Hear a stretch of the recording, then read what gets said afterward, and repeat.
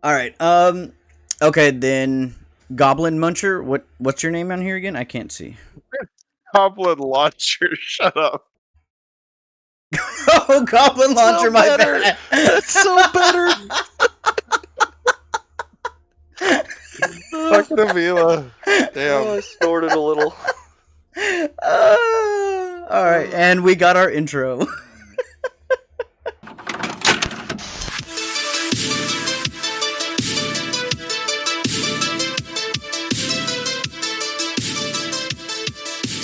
It's the Magic Podcast for the average Planeswalker. Sweet. What's up, everybody? This is Average Planeswalker. Back. Welcome back to episode 3 of wait, what's this called again? The Magic Podcast for the average Planeswalker. There it is. Sweet. Sweet. I'm so glad that when we first did that one episode, you just naturally, nonchalantly said it, and I was like, man, I gotta give Paul a call again and see if he could just do the voice. And then I caught it in the video. I was like, oh, we got it. Let's go.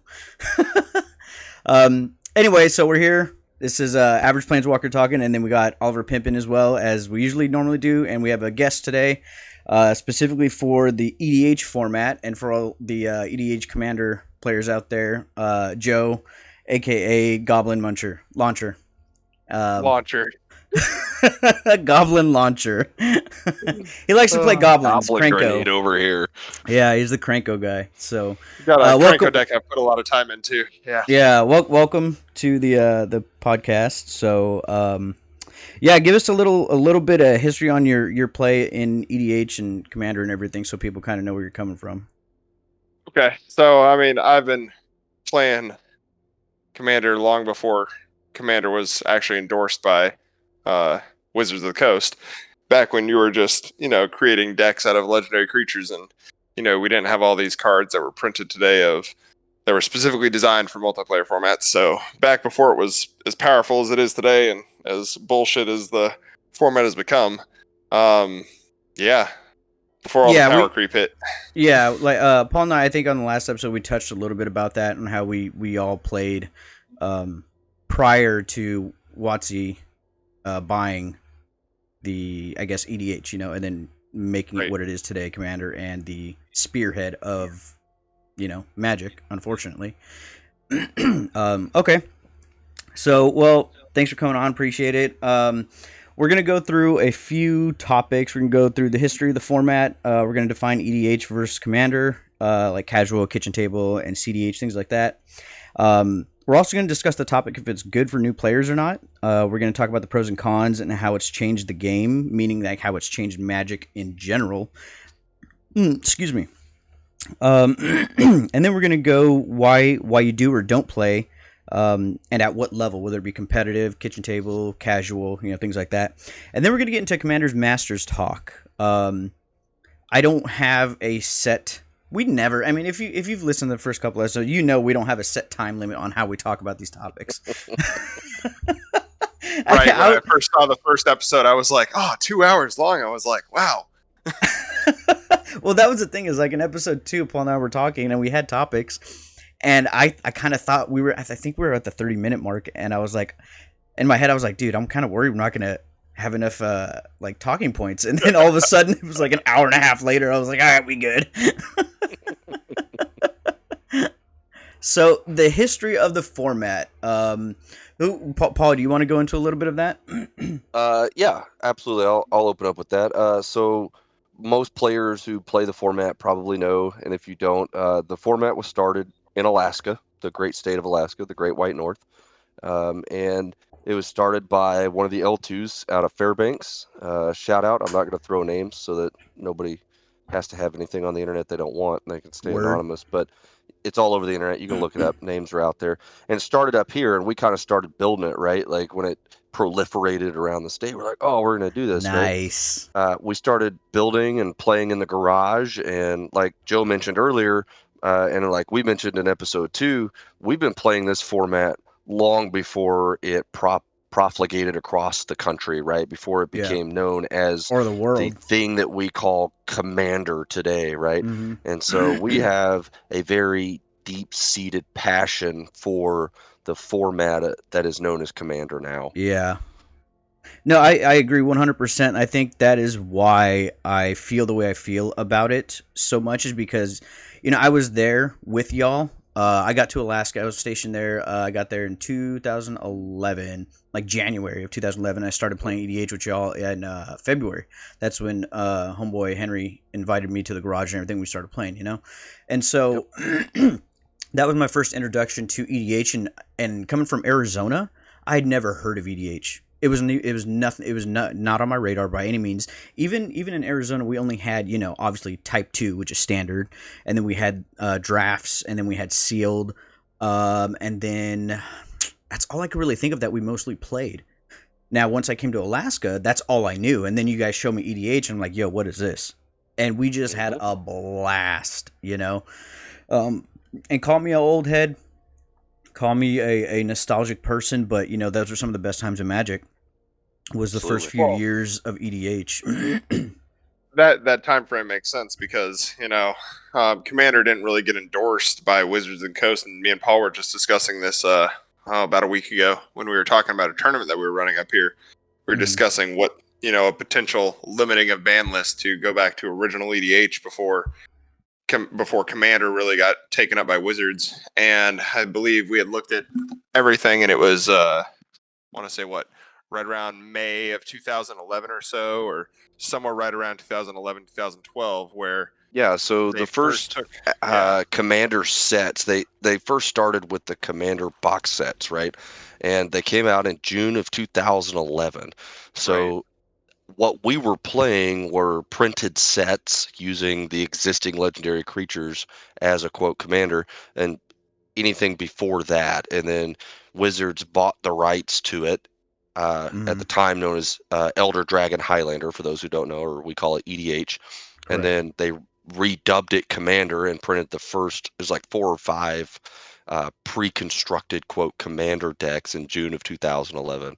And so Joe and I were talking about that last week, where we're like, hey, if we're going to run a tournament, if we truly want to get back to the spirit of the casual EDH building, we need to limit it to a certain point. And that doesn't necessarily mean anything that predates June 2011. But as Joe mentioned earlier, it's really become a quote multiplayer format, right? And so there are a lot of cards that have been printed for multiplayer, whether it's the battle lands that check for more than one opponent, or like the tempt cards of each of the cycle of cards that say tempt on them, where each player can make a choice, right? Like those cards were specifically printed for a multiplayer format. But when we were playing it, we didn't have those options. They were just, printed cards from the format, and if you were lucky, a card said each opponent on it, and you built that into your deck. Right. So even before that, though, we had like even early on, they started printing just like join forces, right? I'm sure we all remember the one green spell that said join forces. As this card is cast, any player can pay any amount of mana into the ability, and every player searches their library for that many basic land cards, right? So join forces is one of the first iterations of a specifically designed mechanic for Commander that really kind of set the tone and stuff going forward for those kind of specific design choices. And they've done so many of them now, like Paul said, with the essential reprints of multiplayer dual lands. Those dual lands you're talking about were the ones from Battle Bond, right? Battle Bond was the original printing. Okay. Yep. Yeah. I completely forgot that Joined Forces was one of the first ones, right, that came out. And honestly, as a blue player, the only one I played was the blue one. So, I mean, that's honestly what I remember of it. But what's crazy is Joined Forces was a great mechanic. I think it was a very fair mechanic, and it fit very well for the format. There are so many new mechanics nowadays that I feel are almost one-sided, too powerful, or they're just too powerful in general and completely change the game up from a direction that it was going. And in a sense, I understand that if it's going in a certain direction, that you don't want to create cards that veer it off too much. Grab something. But at the same time, it's like you kind of have to check power and everything too. But there are some cards that just completely turn a game in EDH, and I don't know. I think that kind of messes it up a little bit. But Joined Forces was a really good mechanic. I thought it was really, well done, and I haven't seen it since. I don't recall any cards Well, no. recently. I would actually say, on the same topic of that, actually, when we're talking about join forces, if you actually look back into Battle Bond, right, Mm-hmm. you see a mechanic called assist, and Uh-huh. that was printed in Battle Bond that me and Paul were talking about last night. Actually, assist is where if you were to cast a spell, an opponent may assist in paying this up to the generic mana cost of I remember X, that. Yep. being the colorless pips. So Mm-hmm. the topic of getting back to when we're actually discussing like the same thing as join forces, right? Mm-hmm. We have assist that was printed. We've got I think assist is the only other one where you can directly affect the cost of a spell from another opponent. I don't know that for 100% fact, but I'm Well, pretty but sure it is. they printed other cards too, right? Where it was clearly meant to be a commander card, and whether we're talking about, you know, it'll say each opponent on it, and it has a really powerful effect, right? Like each opponent sacrifices a thing, or each opponent may do X, Y, or Z. Or if we even look at, and I'm personally not a fan of the planeswalkers that have the ability to be your commander, right? Like that doesn't feel very EDH. Yeah. Yeah, it Well, defeats the purpose we of the have a game, full as Fry said, right? Mm-hmm. Yeah, we have a full exactly. No, you're right. We do. We have not Brawl, Oathbreaker. Oathbreaker. Oathbreaker, Samsonite. Yeah, there you go. Right. Way off. So anyway, like when they started printing cards like that, and how many times have we opened a pack from a printed standard set where we look at a card and we go, this was clearly made for Commander. Like this card is functionally useless except in Commander. You play Mm-hmm. this in Commander, it's a good card, right? And so they started printing cards specifically for the format of Commander. And now we have things like Commander Legends, etc. that you would expect to see cards like that in. But when we're talking about a modern set, like in the last episode, we talked about how they printed a modern Masters replacement set with Lotor that didn't have an impact on Modern itself. Mm-hmm. But we saw some cards that were like, oh man, this would actually be a really good Commander card. But then we get into Commander Legends, and like those are the cards that we want to see, and probably where that stuff should have been printed, right? Yeah. And so then when you're talking about a standard printing set, you're like, why are they printing this card in here? It's functionally useless and everything except Commander. Well, that's why they put it in there. And Yeah. so that had an effect on the card choice for printings across multiple different set printings, whether it's Commander Legends or Modern Masters or a regular standard set. They've obviously had influences meant to be Commander centric. Yeah. Well, that's what they So did before Modern Masters were printed, right? So say before the first Modern Masters set, June 7th of 2013. Um, that they was the were first still Modern Masters? that was the first original Modern Okay. Masters, City of Brass, all that other stuff, right? So Mm-hmm. before that was printed, they would still print some cards, right, with the modern format in mind because it was still relatively new. Right, But but like you said, there's a difference between what you're saying, what Paul's saying. They're printing yeah, cards that with EDH in mind, and then right, there's printing cards that are specifically, and I think there was a turning point. But go ahead, I just wanted right. to Well, throw that out. that's what I was saying. Kind of with modern, they would print cards with it in mind, and then they Mm-hmm. would specifically print cards that were like effectively almost too strong or too good for standard. But they printed them because they wanted to get the modern scene and the modern players involved in buying their flagship product standard, Right. right? And that's part of the reason. Like we got a lot of good cards. One of them, for example, of recently, Fatal Push, right? It was Mm-hmm. great in standard, but it was totally printed with modern in mind. Well, I mean, with that, just to piggyback off that, I mean, now Fatal Push is kind of pushed out of the format, literally Right. fatally Yeah. pushed out of the modern format. Right. So I want to touch back on, ask you guys a question. Do you guys know where and when, what set, and like what card was the turning point to where they started focusing printing cards into EDH? Do you guys remember where and when? Not necessarily the year, but what set? RTR. Return to RTR Ravnica? block. RTR block is the first one that That was the first. So if you think of so? set design and how set designs are really built, right? Mhm. Me and Paul were also discussing this. If you look at the design time frame, right? So technically, right around the same time, the first Innistrad set from the original Innistrad block was released conjunctionally with the first Commander product. Then you had Dark Ascension, then you had Avacyn Restored. Well, immediately the next year, in 2012 and 2013, that's when we went into the Return to Ravnica block. So Return to Ravnica was really the turning point of card set design, and then the obvious one that we get into is Theros, right? Theros Okay, was so pretty obviously the bulk of like, hey, these cards, some of them, they're just straight up for Commander. are you talking about like the new Theros, like Theros No, Beyond no, when we went back? The first Theros you're talking about? Theros block. Original Theros block, yeah. Okay, but now Yeah. I'm not talking about like design or theoretically this was for ED. I'm talking about what set had a specific card that I was the think, turning point in my for. opinion, it would be in Commander 2013 release. So that was right after. So what Joe was just talking about, right? My Is when apologies. Aside from Commander Prince, I meant that was printed in a Right, yeah. standard block is what I'm In a talking about. block. well Yeah. In a then block. well then Joe is right. It was right around the time of RTR rolling into Theros when we started to see some of those cards that you would open and you would go, this was for Commander, right? Right. So I've got a great example from Theros block. Mm-hmm.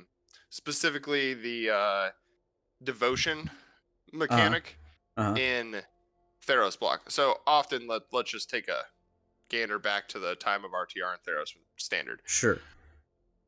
Board states. Board states obviously in Commander are a lot larger. Your devotion, your pips on board matter a lot more in a format where your turn cycles are longer, you're going to have more permanents on board, stuff like that. So if you look at a design mechanic like devotion mechanics, which were originally in Theros, those mechanics were really designed for multiplayer or longer games, where Mhm. those longer games are going to have much more devotion pips on the board, right?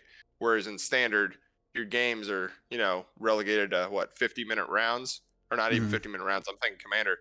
How long are regular standard rounds? It's been so long since I played. They're Yeah, 50 50 Kind of dead up minute. here. minutes. Yeah. 50 Yeah. minutes? Okay. Commander So, rounds are longer. right. And so, Yeah. like, that 90 50-minute minutes. round, and you got to get 3 games in during that time for a standard regular rotation, right? Mhm. Well, you're not going to have huge board states where devotion is going to play a huge role, but Commander, you're going to have devotion pips out the wazoo, and so that's kind of, So I think, what the original mechanic. and I don't want to say your opinion is wrong because you're right. Well, It did have an yeah. effect on EDH for sure. But where I see the flaw in that is the fact that during that time, mono blue Master of Waves dominated the format because of blue devotion. So Oh, to sure, kind there's exceptions. Yeah. sure, and that's what I'm saying. Like, Yeah. and to say that the devotion aspect just wasn't as much there in standard, but it was, and there was also the mono white devotion too with Phalanx Leader and everything. Well, And I think honestly, that devotion mechanic. So I do see what Joe is saying is where like you could see the presence of devotion, and even like sure, and you no, were I asking me do about see, I a do understand. rules question about Athreos the other day, and then last Hmm. night we were playing a Commander game, and I was playing Crewfix, right? Like the devotion matters, but I mean I was playing mono green devotion in standard, like it was that powerful. That's what I'm But I see saying. what Yeah. Joe is saying is where like that's where you could start to see the creep or the bleed over Hmm. into Commander, right? Where like you're like, oh, okay, like this devotion thing has applications beyond just standard. Yeah. Right, and that's more what I was saying is that it wasn't I guess maybe not specifically designed for Commander, but it was designed with longer turns and longer turn cycles in mind. Whereas, yeah, no, you're right. It was totally playable and it was totally a thing in green and specifically blue, and then later on more in black. But those are the really 3 colors that it was really viable in those formats. And then past that, that's one of those where we talk about evergreen mechanics, right? Well, Hmm. it turned into like kind of a nowadays I would call devotion a relative evergreen mechanic for Commander. And it's one of those things that's designed with new cards in mind. You see cards that come out, think of Nimvisit, right? You've got Hmm. 3 colors on pip of each, right? Well, if you're playing some kind of standard or if you're playing some kind of Commander devotion deck where you care about that with say the Is It God, right? Well, there's 6 of your pips right there to get to Yeah. your 7. right? You So said those are Niv the kind of Niv things. Mizzet with three different pips. Three Which one blue was and that? three, yeah, three blue and three red. Oh, Three blue, Parun. three red pip. Yeah, yeah, Yeah, yeah. the good one for Commander. Yeah, Mm-hmm. that one there. Yeah, it's just that kind of card was designed, and you're like, hey, look at these pips, and if you play it along with the gods, I think what I'm more trying to say is, yes, you're right. It was totally playable in standard. Past that, even further, they took into consideration. You were asking me which one did they first take into consideration and kind of make that design around Yeah. longer term play. I think it would be that mechanic. So Yeah, and I would Okay. agree. I mean, what he's talking about is like, every standard set they try to come out with something new and flashy, right? Whether it's right, heroic or something like that that is specific to that format, and then we never see it again, right? Like it has no applicability outside of, ooh, we played it, way back when energy. they had 3 block sets, right? And we had Yeah. block constructed. Outside of standard block constructed, it didn't really have any applicability, but that was really like one of the first big mechanics. We're like, oh, well, after it rotates out of the standard format, we're going to be able to play this in an evergreen Yeah. format, or in a we call them eternal formats, right? Eternal. Yeah, That's thanks, right. Yeah. Fry. Yeah, an eternal format. You're going to see it played in Commander, right? And that's a big deal. And I think that particular mechanic is a good example of the right way to do it, right? Mm-hmm. Versus some of the stuff that we've seen come out in Commander. We're like, oh my God, this is specifically Commander. This is useless anywhere except Commander.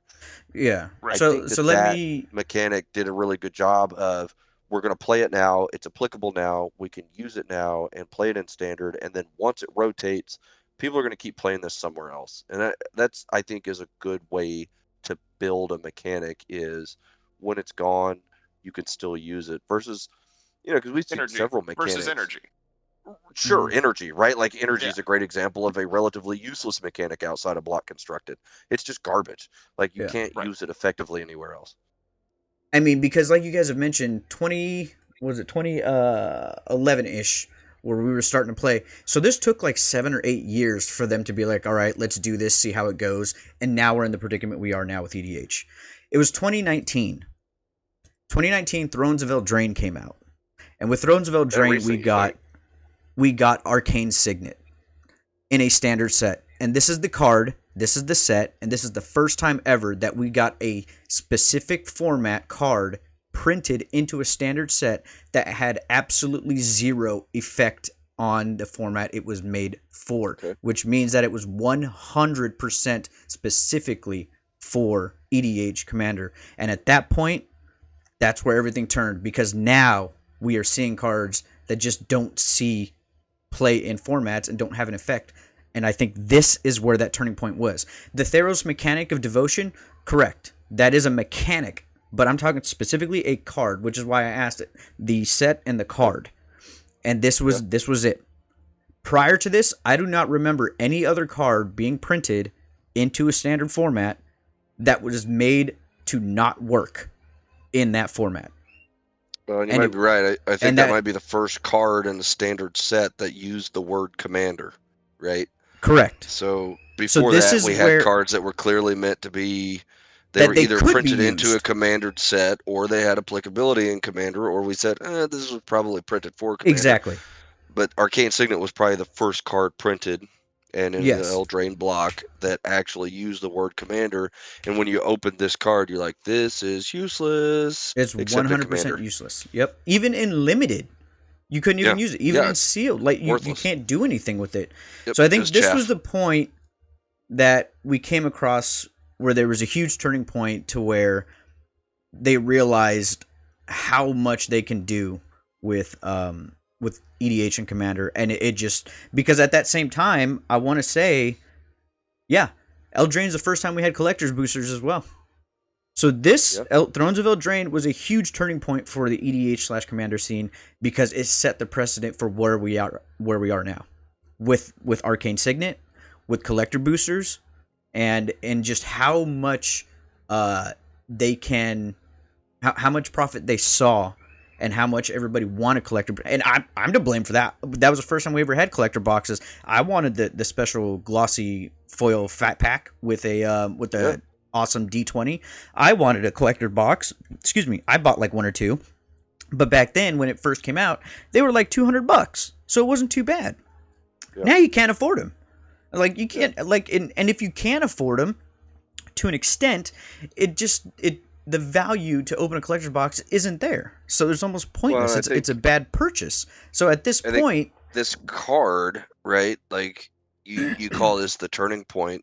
You know, we were just doing a little bit of deck tweaking earlier this evening, and like me, mm-hmm. Joe and Fry were sitting here like, oh, Arcane Signet. Like you got to have that card. It's a 2-mana rock that adds any color mm-hmm. that you need, right? And so like not only, as you pointed out, it was the first one from a standard set printing that was 100% meant for a commander set, like unequivocally, right? Yeah. But and it just said stuff like commander, but it's still relevant. Like it's still Correct. An important card as a mana rock in a commander deck, even now, so much to the point that they reprinted special versions, full art foil versions for the Magic 30 event, right? So yeah, it's the gauntlet. They had the gauntlet, right? Yeah. I don't remember. I think it was the Thanos gauntlet. Yeah. So let me rebut that and rewind a little bit in time to Dominaria, right? Now, if we're talking about the word commander on a card, totally right. But let's look at Dominaria real quick. Well, let's look at the amount of legendary creatures that were printed at uncommon Dominaria. And let me ask you this. How often have we ever, in the past, seen many, if any, legendary creatures printed at uncommon, even common, right? Mm-hmm. So Dominaria, if we're really talking about cards specifically printed with Commander in mind, the only other set before that was Kamigawa that had a ton of like legendaries in it, right? That mm-hmm. was a super significant number of legendaries, right? And so, but Dominaria, right? The amount of legendaries they printed, and I don't remember if that was Partner was originally released in the supplemental set there. What's the one we were talking about? The Battle Bond set, I think, was the original release of Partner. But Dominaria totally had commander-specific cards printed for it because they just printed an unnecessary amount of legendaries, right? Unnecessary. Sure. Absolutely unnecessary. Yeah. So I would kind of say that I don't think that it was necessarily specifically for EDH. The thing about Dominaria is the lore. Dominaria still had lore during that time. We don't have the same lore that we used to have these days. You know, I think honestly, a whole other podcast. Yeah. Not necessarily. I mean, yes, it can be, sure, but I'm going to dip into it because I think this Dominaria has to do with the lore of Dominaria itself. Dominaria is very relevant plane in Magic, and so there's just so many key figures that come from Dominaria, so it made sense. And same with Kamigawa back in the day. So many key figures come from Kamigawa and everything. So I don't know. I don't know if I know where you're coming from, but I couldn't say that you know. And I don't want to get into you're right, I'm right thing. From what I said specifically, Arcane Signet, there's no denying it. 100%. That's what it is. But yeah, we can nitpick at the different things, mechanics, and how many legendaries, this and that. But when it comes to Dominaria, I think that's lore based. There were so many things, or so many characters and creatures in Dominaria that it was inevitable, and that goes the same with War of the Spark. Since we're on that subject, with all of the uncommon planeswalkers, it was lore.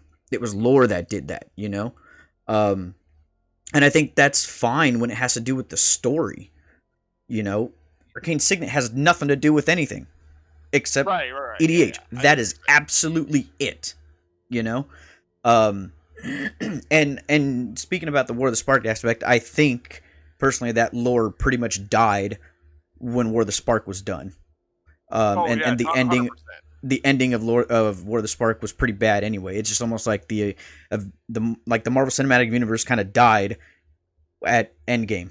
It's they kind of coincided with each other. But anyway, again, that's a different one.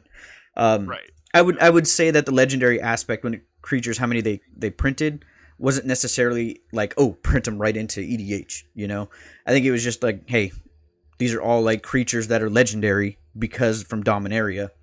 Let's do this. You know. So, but anyway, I just wanted to kind of put that out there when it comes to like the history of it and where we're at now. Was the Arcane Signet? I think was personally, I think that is a defining moment as to where Yeah, we got to I this agree. point. You know. So let's go ahead and talk about like the differences and kind of defining EDH versus Commander. And I mean, personally, I have those separate. And I'm not gonna lie, like just saying the word Commander just feels dirty in my mouth. Like it's Poor word. it's Nowadays, yeah. I don't know. Maybe that's just because I'm a old head who came from the EDH time frame, and that's just what I know it as and what I enjoyed it as. And it's not been very enjoyable since it's been Commander.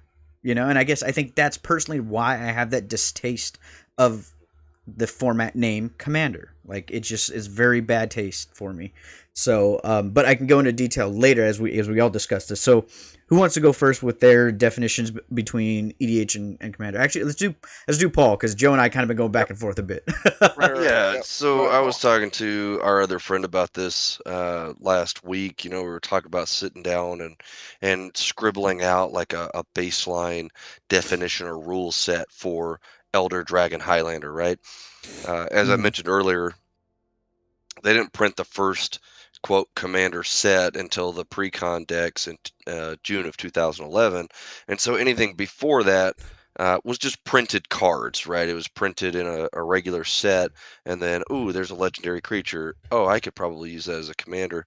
But since then, there have been printed sets, and there have been cards that are valid in the format of commander or as a Mhm. commander. Um, and so I don't think we should rule those out necessarily. Like it's real easy to say like, oh, we're going to cut it off.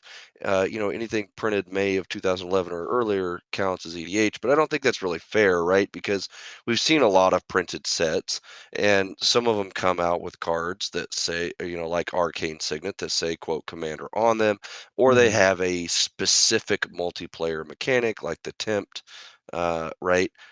Or each opponent may also choose kind of thing, right? So I don't think, and it's way harder to define that, but at its core, I would say EDH is, as Elder Dragon Highlander, a format that includes regularly printed cards. Um, and if we want to separate that physically from Commander, Commander would include everything ever printed by Wizards, just like we look at Vintage or Mm. Legacy that Mm, mm, mm, has mm. the option of daggone near everything that's ever been printed, minus, Okay, the yeah. short ban list, right? You could say Commander is everything. Whereas Elder Dragon Highlander has a few extra restrictions. So you can't run cards that have the word commander on them, right? Whether Right. it's command tower or arcane signet or a planeswalker that says this may be your commander, or things that are specifically meant as a multiplayer card, so like the battle bond lands or the tempt cycle and stuff like that. Mhm. That's harder to define, right? Like your deck construction rules list would get exponentially longer because you would have to look at every cycle of card ever printed and every mechanic and go, is this a commander mechanic or an EDH mechanic? So it is Right. really hard to define, but naturally sitting down at a table I can go, that's a commander card, right? Yeah, yeah, And yeah, for sure. I don't want to just like list out a bunch of banned cards because that would be a 4.5 page long list of cycles and cards. But right, like at the soul of the game, we can typically sit down and fundamentally say that's a commander card, or I would expect to see that in an EDH because it was printed as a regular card in a standard release or what have you, and now you're playing it in a commander deck. That's cool, right? Yeah. That's EDH. That's where I draw the line, and it is very ambiguous and a gray line. It's a very thick gray line. Um, and we could argue back and forth on, ooh, is Baird Stewart of Argive a commander card or a printed card that you could use in commander? Yeah, we could Sure. sit down and argue that, but At The the end of the semantics, day, right? sure, we could argue semantics, and I think that's where we go into the casual / kitchen table or CEDH world, right? And I hate using the competitive EDH That's a mnemonic, different animal. right? Yeah, Yeah, that's a totally different animal. But I hate using that mnemonic. It's easy, and we say CDH, but what sure, we really mean is competitive commander, right? right. Because if we look at a lot of the cards that are played in the Tier 1 CEDH decks, well, they're not actually Elder Dragon Highlander. They're commander-centric cards, or they tap into commander mechanics to pop off on turn 2, 3, or 4 and combo out, right? Yeah, So that's where I kind of and I don't want to say I want to draw the line because you can't. There's not a really hard line in the sand unless you say you can only play stuff prior to June of 2011. That you sure. can't. You kind of have to judge and evaluate each card separately and say Yeah, this is a commander card or this is a regular printed card you could run in EDH. yeah. There's Right. a when you mention like have a cutoff, that reminded me that some people in the modern format are doing that.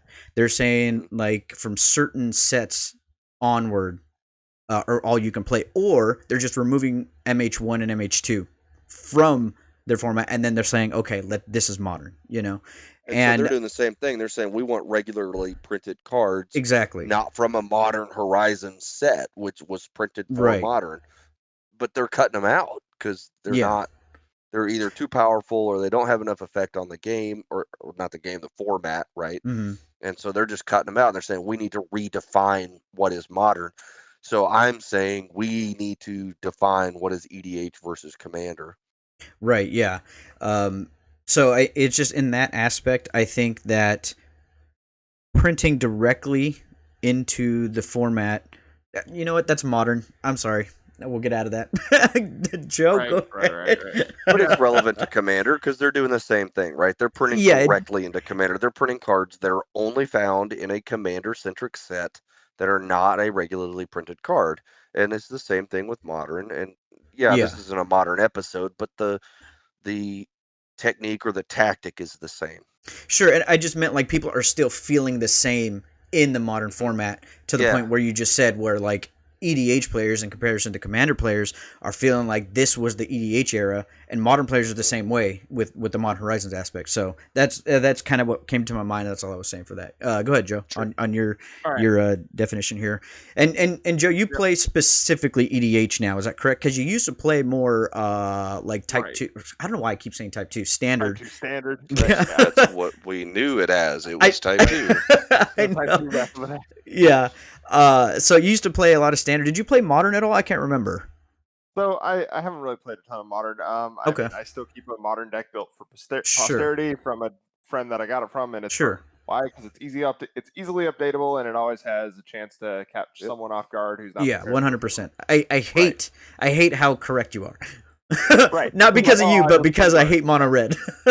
Right. I'll just bring burn, and I'll Yeah. probably sneak out maybe even a top 8. Yeah, But exactly. right, exactly. And the same thing used to be said about Mill, right? Hmm. I don't know if it's still true. I haven't played much modern in a while. But back to Commander, I'm more on the line where Paul is, where you have to draw a hard date line, and Mm. that's where you draw it. If you're nitpicking about when did stuff start being printed for that, when was stuff printed with it in mind, like you said, you're splitting hairs at that point. And yeah, no, more nowadays I completely play Commander, and um, the Don't worry, I'll get him reason back into standard. right, yeah. The reason being is because, well, I realized I'm like all my money I was pissing away on standard stuff. And again, Paul made a good point a while ago that with that kind of stuff, you got to factor in the fact that you're not buying for value. You're buying for any of that stuff now. Yeah, we had that Um, discussion on the last yeah, episode. Mhm. I heard that. But I was like, oh, my money, my dollar just goes further in Commander, and that's not true anymore because getting Mm-mm. into this might be getting a little further in the topics, but um, I think I know where cards you're going, but yeah, go ahead. Commander's a rotating format now. Yeah, 100%. Yeah. Right, exactly. And so Commander never used to be a rotating format, even Mm-mm. when it was Commander. It wasn't a rotating format. Nowadays, it's just they're trying to one up the card, one up Yeah, the it was card, a one up the solved card. format. Yeah, Mhm. and Yeah. now you're seeing the power creep and things are rotating.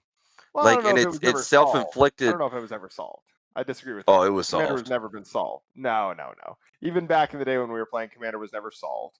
Kalia pretty much Because solved the format. well, all right. Let's go back to the era of when it was printing, right? Let's go back to the era of printing, right? So when was Blightsteel Dragon printed, right? Right in that area, right? Blightsteel Dragon, or not Blightsteel Dragon, not Blightsteel Colossus. Colossus. Even. No, the Infect Dragon. Oh, Skittlix. Skittles. Yeah, Skittles. Skittles. Good old Skittles. So Good good old old Skittles. Skittles. Yep. Good old Skittles used to be like, if you're in black, you're running that, right? Because Right. it was just that powerful. You had mono black was built around Skittles. Anyways, like cards like that, it was never solved. I disagree with that completely because to say a format's solved, it takes out the whole, modern, before Modern Horizons and all that stuff and Lord of the Rings, more or less a solved format. Once they threw all that wrench in there, completely threw it all into whack. Well, But as a that's person who what plays modern, it's solved again. So just throwing that it's out solved again. there. Yeah. Oh, even with Lord of the Rings, you think it's been solved already? Oh Jesus, yeah, it's done. But go ahead. All right. Yeah, fair enough. You know more about modern than I do. With Commander though, I completely disagree with the amount of sets that they're releasing today and stuff. You can never really get to a solved format, and even back then, even though you were only seeing like our standard 3 sets a year, which what I wouldn't give to go back to the days of 3 sets a year. Yeah, you I right. think we you right. all would love to go back to Right. that, honestly. Right. It just feels the fatigue is real. But Yeah. yeah, it's a rotating format now. And you're rotating competitive decks. And if we're getting into CDH, which I play a lot of CDH, if for those out there, I'm also a blue player and I play Urza for the most part in CDH. Boo. Boo, yeah. All right. Yeah, put a little boo animation right there. But yeah, I mean CDH is fun, man. I went down to a tournament in Salt Lake City. It was called the MTG Summit, so I'm going to do a little plug for them. It's a great tournament. It was a little rough their first year, but I played over in their commander section, and all we did was we sat there and we grinded CDH games, and we were Nice. finishing a game every 7 to 10 minutes of CDH, and we were grinding for prize support, obviously, to get prizes off the wall and other Sure. stuff like that, because we were kind of trying to abuse the system best we could. Yeah. Respect. Yeah, I mean, use the system, get my money out of it. That VIP ticket cost me $500. Yeah. Oh man, I'm No, gonna get my money out of it, yeah, I believe it get or it. not. Yep. Yeah, so that's what we did. Me and a pot of 4 guys, just instead of rotating or going to play with different people, we sat there and grinded. And so we were learning our decks really well. We were checking rules things, and CDH is it's standard for Commander is what it is. It's the time frame Okay. of not sitting down for a full-fledged out 2-hour game at a kitchen table like we all did Sure. back in the day, Yeah. and waiting and sitting and time turns and complicated sequencing and stuff. You've got your sequencing down to a T. You've got exactly what you're Yep. looking for. You are trying to win with a clear straight line, similar to standard, Yeah. modern, whatever, right? And what you're doing is you're taking that enjoyment of Commander and you're condensing it into a time sensitive format, which think of it like chess on a clock, right? When you're I mean, playing chess competitive is level, on a clock. no, sure. What I'm saying is there's 2 levels of chess. Competitive chess. You can play chess on a clock in a competitive sense, or you can just sit down and play chess. Sure. Well, yeah. that's what CDH is, and CDH gets a lot of bad rap, specifically from you and from Paul. But even Paul, we were just talking the other night, and Paul's like, "Hey, I want to take one of your decks and I want to make it CDH viable, or at least where I can sit down in a pod and not get my, asshole reamed over this, and just actually stand a chance." And so that's where, I think that's where CDH comes in, and I think it has a place, and I think it's actually really important to the format. But that's kind of the main. Now, I wouldn't say it's the main thing I play because I specifically build power 6 and 7 and 8 decks somewhere in that ballpark to sit down with specific pods. 8, 9, and 10s. And, well, 8, 9, and 10, sure. But if we're going in back into that now we're talking about Well, hold on. So- Before we get into that, let me get Yeah. to my point of that, because I do want to jump into that as well. Yeah. So you mentioned that now the way Commander is like a standard format. I never heard it called that before, and that makes absolute sense. I hadn't That either, makes- and I never thought of it that I way. ne- That's I a didn't really either. good point. It is like, because it's like the rotating standard of Exactly. Commander. Right. And that's very unfortunate because now we're at a point where the only format that doesn't rotate is possibly either vintage or 94-95. Well, obviously 94-95 never rotates because you can only play with cards that were printed in 94-95. So, but I think vintage, because Legacy changes constantly with, every new bomb that comes out, whether it be Oko, whether it be Ragavan, whether it be the Bowmasters or the Ring, like Legacy is going to find a change, but vintage, Well, yeah. I think vintage is kind of min-maxed to where it's not going to use the more modern printed cards, except if it has a very, very powerful positive outcome for the player, And now that you mentioned... Let me interrupt you right there for 1 second, right where you were saying where rotating versus... So I think we need to define something real quick. We need to define rotating versus defining upgrading. Because Sure. two different, right? Rotation means cards aren't legal anymore. Whereas that's Yeah. what happens in standard. They're just Mhm. not legal in the format.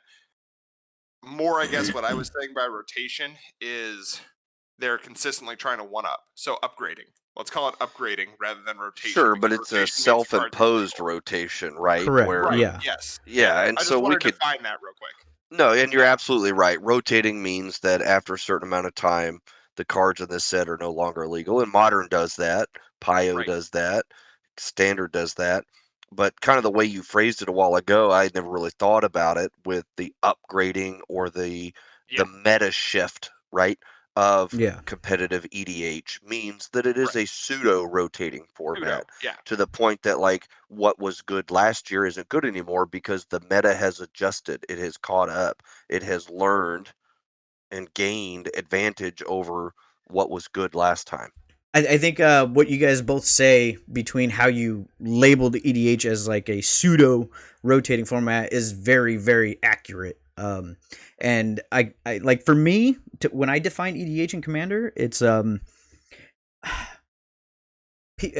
a possibility people might get upset at this, but I find EDH is like us, and I feel like Commander is the new breed, the new era of players, The next generation. Wow. Don't take this personal, Fry, but that would be Fry as one of them, and they have, like, quote, Commander has its own competitive Commander, has its own casual and kitchen table. Oh, look, EDH. It's Fry's turn at the microphone. EDH has its I heard my own. name. I don't know if you've been listening or not.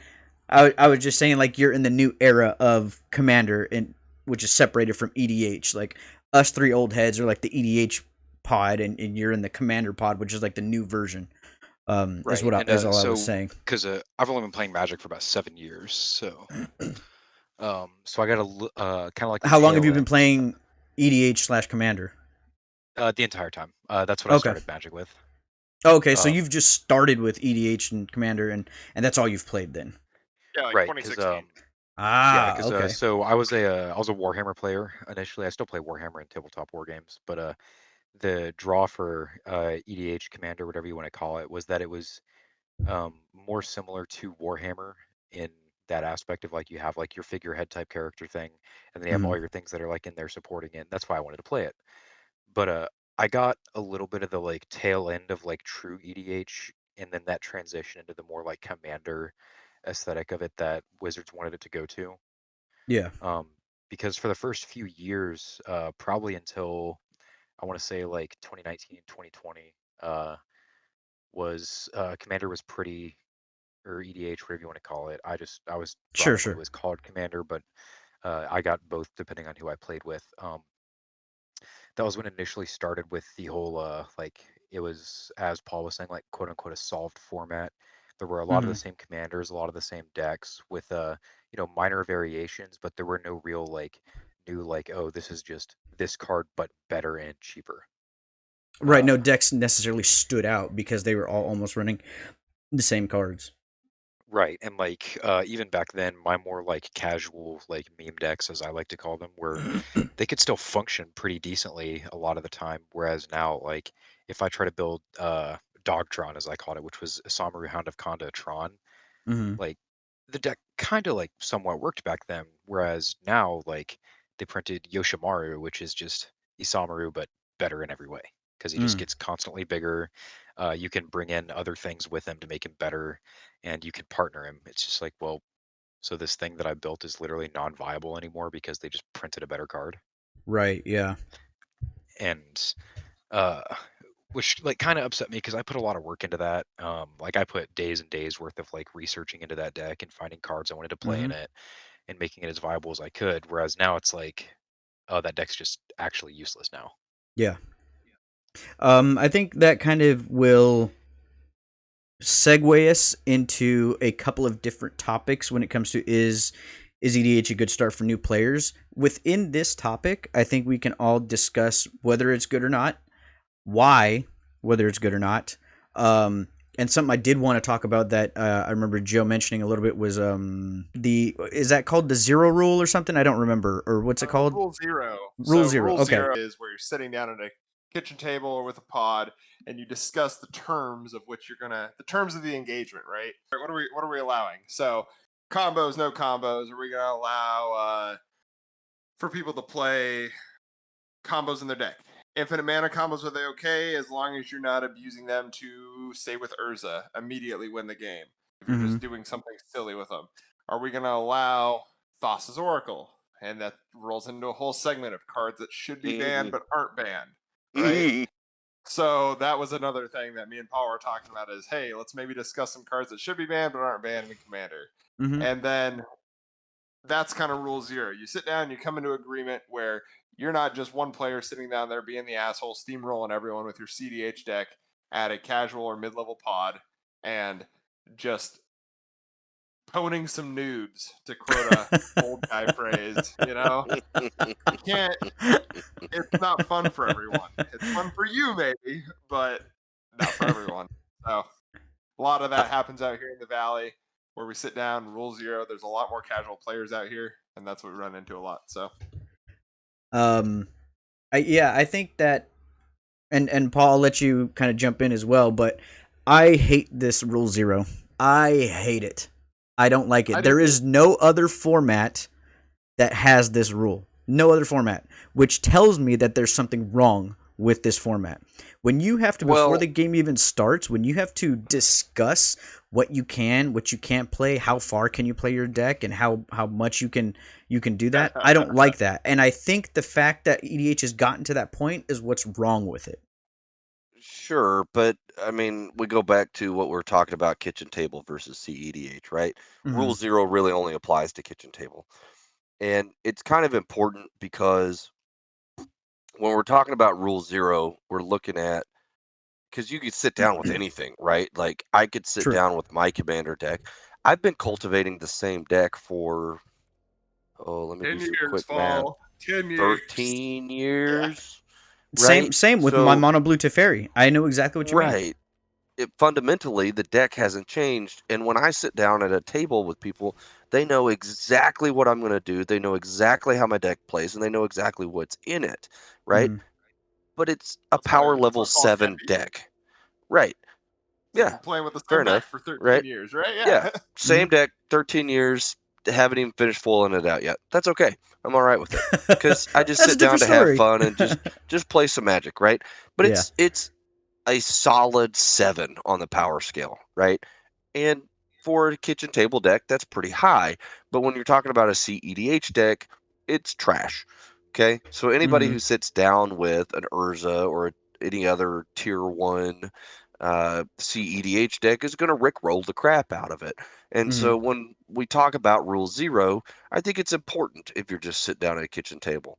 Now, if you're going into a CEDH tournament, that rule doesn't even apply, right? Like It everybody's just shouldn't. bringing the best Correct. thing that they got and they pull it out of the box and they throw it on the table. Everybody reveals their commander and you're like, oh no, here it goes, right? So at the end of the day, it's not a bad thing, right? Because I could sit down at the same table with Joe or even Fry or you, and I know what the power level of every deck is. But if we say, okay, well, don't combo out on turn 3, Mm-hmm. Joe's going to hold back a little bit, right? Like he's going to say, okay, I'm going to respect the rules of the table, and I'm not going to make it easy for you, but I'm not going to kill everybody on turn 4, right? Mm-hmm. So like, it matters. It makes a difference, but it really only applies to the casual format of just sitting down and playing Magic, right? And Mm-hmm. we talk about it sometimes. You get to play Magic, and sometimes you get to watch your opponents play Magic. And watching somebody else play Magic is not as fun as sitting down in the gathering, as we've talked about, and just Sure. watching everybody play some lands and cast some spells. So I think it is an important thing. And yeah, I get what you're saying. Like turn 0 kind of sucks that you have a format like that, but without it, right, what would you have? Well, you would only have competitive EDH, right? Like you would only have competitive Commander and nothing else would matter. Whereas some people like me who like to just cultivate and play the same deck over and over Mm-hmm. because it's fun and we enjoy it, we would never get to play ever. Well, It, I think So I think. Anthony is. Oh, go Oh, ahead. go ahead. Sorry.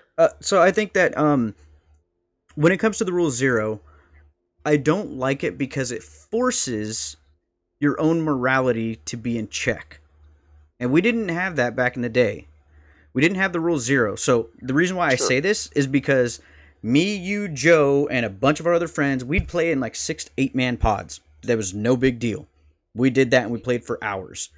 And the one thing that I had to figure out, I had to learn this because I was that guy that would sit there while you guys are always playing. Why? Because I was mono blue to fairy. And I had to figure out that I put a target on myself.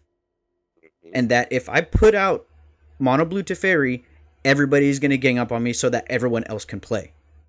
And that's how that was. So it got me to be a better player and learn to kind of humble myself in a sense that, okay, I know that if I play this type of a deck, everybody's either going to gang up on me or I can go off and everybody else isn't going to have any fun. So you know what? I'm not going to play this deck. I have a less like competitive one. I'll play this one instead. So it forced me to realize that, and it changed me to understand everybody else and be like, I just want to have some fun and I'll play this deck instead. If you're that person that needs rule 0 because you can't control how bad you want to beat your friends in a casual game, then you are the problem. Mhm. You have the problem with Right. Commander / EDH because the rule 0 is put in place for people like that. Well, That's sure, why but I don't like when about we it. when we sit down at a table, like even last night, we sat down and Jonesy and Joe were both like, "Oh, what do you want me to play?" And like they list off some decks, and we're like, "Okay, like let's dumb it down a little bit, right? Like let's just sit here and have some fun and play some Magic." And so Joe pulled out something a little more casual, and that's okay. Sure. He's got plenty of decks to choose from. And I told him, I was like, I want to power my level up a little bit and beat you guys at the table. And he handed me something that kind of, was competitive and was able to, keep up. And so, like I get it, but rule 0 only applies to the kitchen table, right? And so at the end of the day, if somebody sits down and you're like, I don't really want to play with that, because you and I have talked about there's a couple of players in our former and current play group where I'm like, I will not play at a table with that person because Mhm. they make it not fun, because they're not ever going to sit down with something that's casual. They're always going to sit down with something that is going to rickroll the table, and that's not fun for me. And so I just Right. don't. So if in a casual game rule 0 does not apply, I'm probably not going to play. Mhm. Well, so jumping in, and I think this might be more what you mean, Avila, is the you shouldn't have to sit down with 3 random strangers at a game store and rule 0 that. Right? You don't do Mhm. that with standard. You don't Sure. do that with modern. You don't do that with any of these other formats. I think what he's saying is the cumbersomeness of the rule existing when you're sitting down for what we would consider more organized play. Mhm. We don't sit down and say rule 0. Now, of course, there's organized play at stores where you go with infamy lists and all that other BS, right? But Yeah, but that's self-regulating. I forgot about infamy lists too. exactly right. There's infamy lists and stuff like that for that. But at the same time, if you're sitting down with 3 randos at a game store and there's like 20 people that are all playing Commander, you don't want to rule 0 every time. Play what you play. And if you're going to get upset about it, you probably shouldn't just be playing around with random people who could potentially bring whatever to the table. Be prepared for that if that's what you're going to do. If you want to go play your meme, casual, like whatever stuff, there's a time and a place, right? When you're sitting out in public and you're going to everyone else, and that gets to the generations of Magic, right? Where we're a much more hardy stock of players back in the day, which, you know, I would like to say we got our feelings hurt less when it comes to, you know, Magic and whatnot. But, you know, on the same time, maybe we did, maybe we didn't. If I had $1 for every time a Vila was taken out first in one of our multiplayer pods of, oh man, that's bullshit. You know, coming after me, teaming up on me, fuck I'll this. play Mono Blue Teferi. Right, I don't know what to tell you. Like, Yep, don't do exactly. If I had $1 for every time. Yeah, exactly. Yeah, I'd probably have a small little nest egg. But at the same time, nowadays, where Commander sits, yeah, you don't want to have to sit down and be like, oh, well, I got to consider your feelings and consider your opinion on the game. No, screw all that shit. Yeah, I just like, because I also hate the politics of EDH as well. I don't do that. I don't play politics of EDH at all. And I remember I was at a tier 1, and it was an EDH tournament. This was years and years ago. And I was playing Mono Blue Teferi, and it was a four person pod, and it was 3v1. It was them 3 versus me. And so, you know, I knew that. And so somebody somebody played a spell. I don't remember the exact cards and everything, but somebody played the spell, and we went in turn order. Does it resolve? Does it resolve? Does it resolve? And I was like, sure, yeah, it resolves. And then the other 2 people looked at me, and they're like, really? You're going to let that go? I was like, did you stop it? And they're like, no. I was like, did you? No. I was like, then why do I have to? I don't want to stop that. I can deal with that later. And then they got all pissed off at me and everything. And then something happened to where it affected their board instead. And they're like, geez. And look, the blue player doesn't want to counter that. And this is what happens. I was like, it did nothing to me. I'm fine.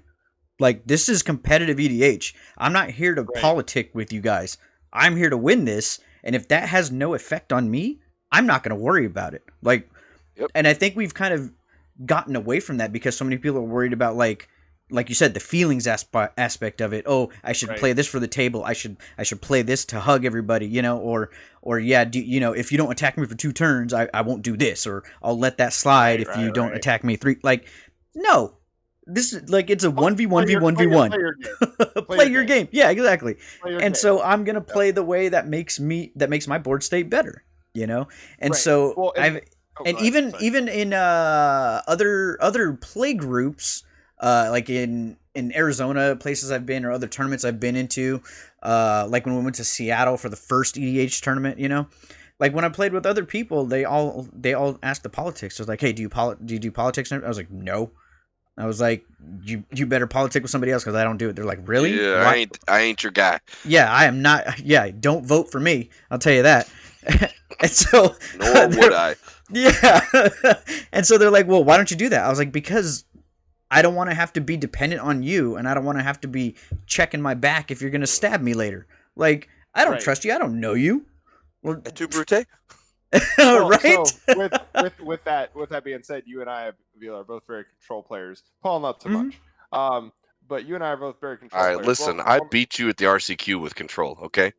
Well. Wait, was it an EDH or was it standard? No, it was standard.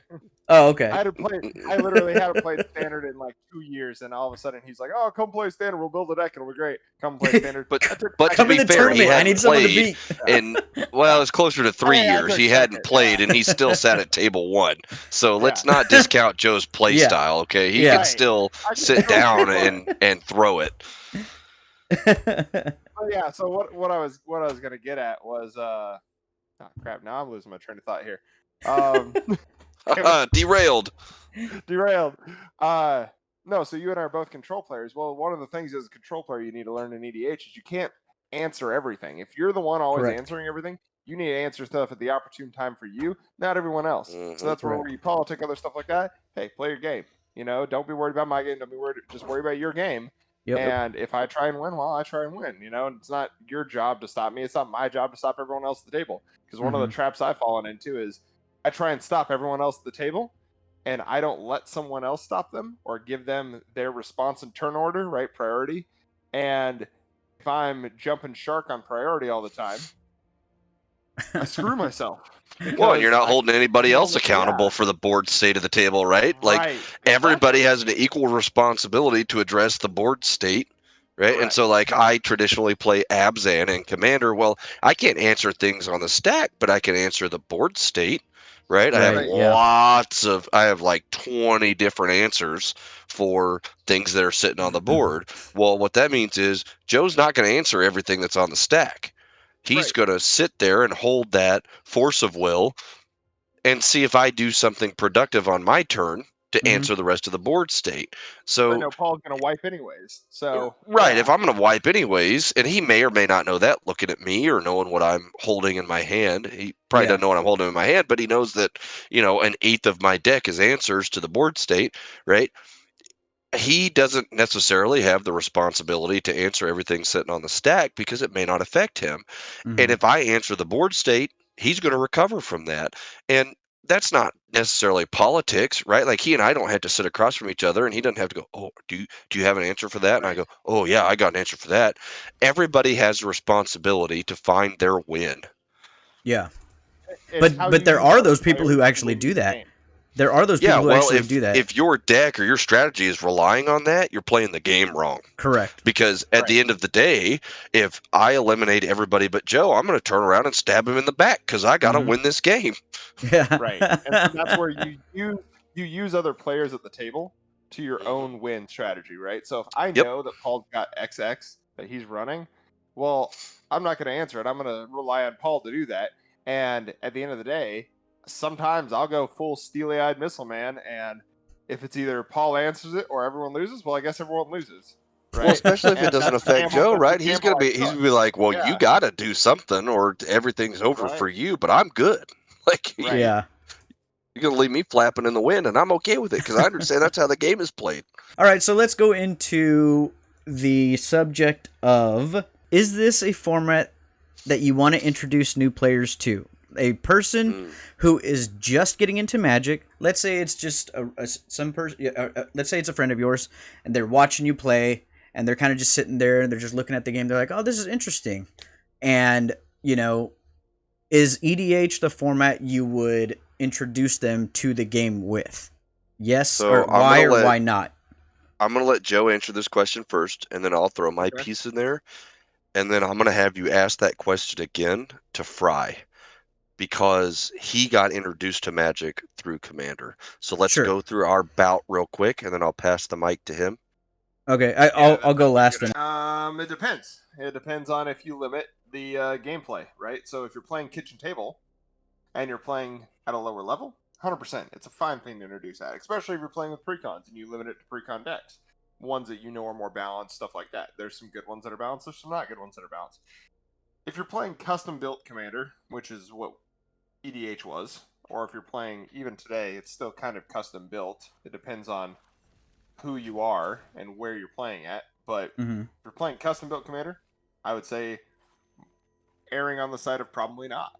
But if you're playing something where you're controlling the card pool to an extent and you're limiting the card pool, I'd say it's a fine way to introduce someone to the game, especially if they're looking to play it, on a weekend here or there, not really spend a ton of money, and they're just trying to, build a mid-level deck that can have fun and, do that, and you're trying to rule zero with them. Sure, that's completely fine. It depends on what their end goals are. If Mm-hmm. their end goals are to be competitive and really have a chance of feeling good about their deck, feeling awesome about their super specialized foil Tangle Wire original printing. Looking at my Mm-hmm. Urza deck right now, then yeah, that's their end goal. So you're going to want to start them off at something a little more competitive, and it depends on what they're trying to get to. If their goal is to just occasionally play every once in a while, it's fine for more of a casual commander table. Mm-hmm. Like I said, it depends, but standard I know is the common answer because it's a limited card pool. There's limited mechanics, and you do open up to a lot more stuff.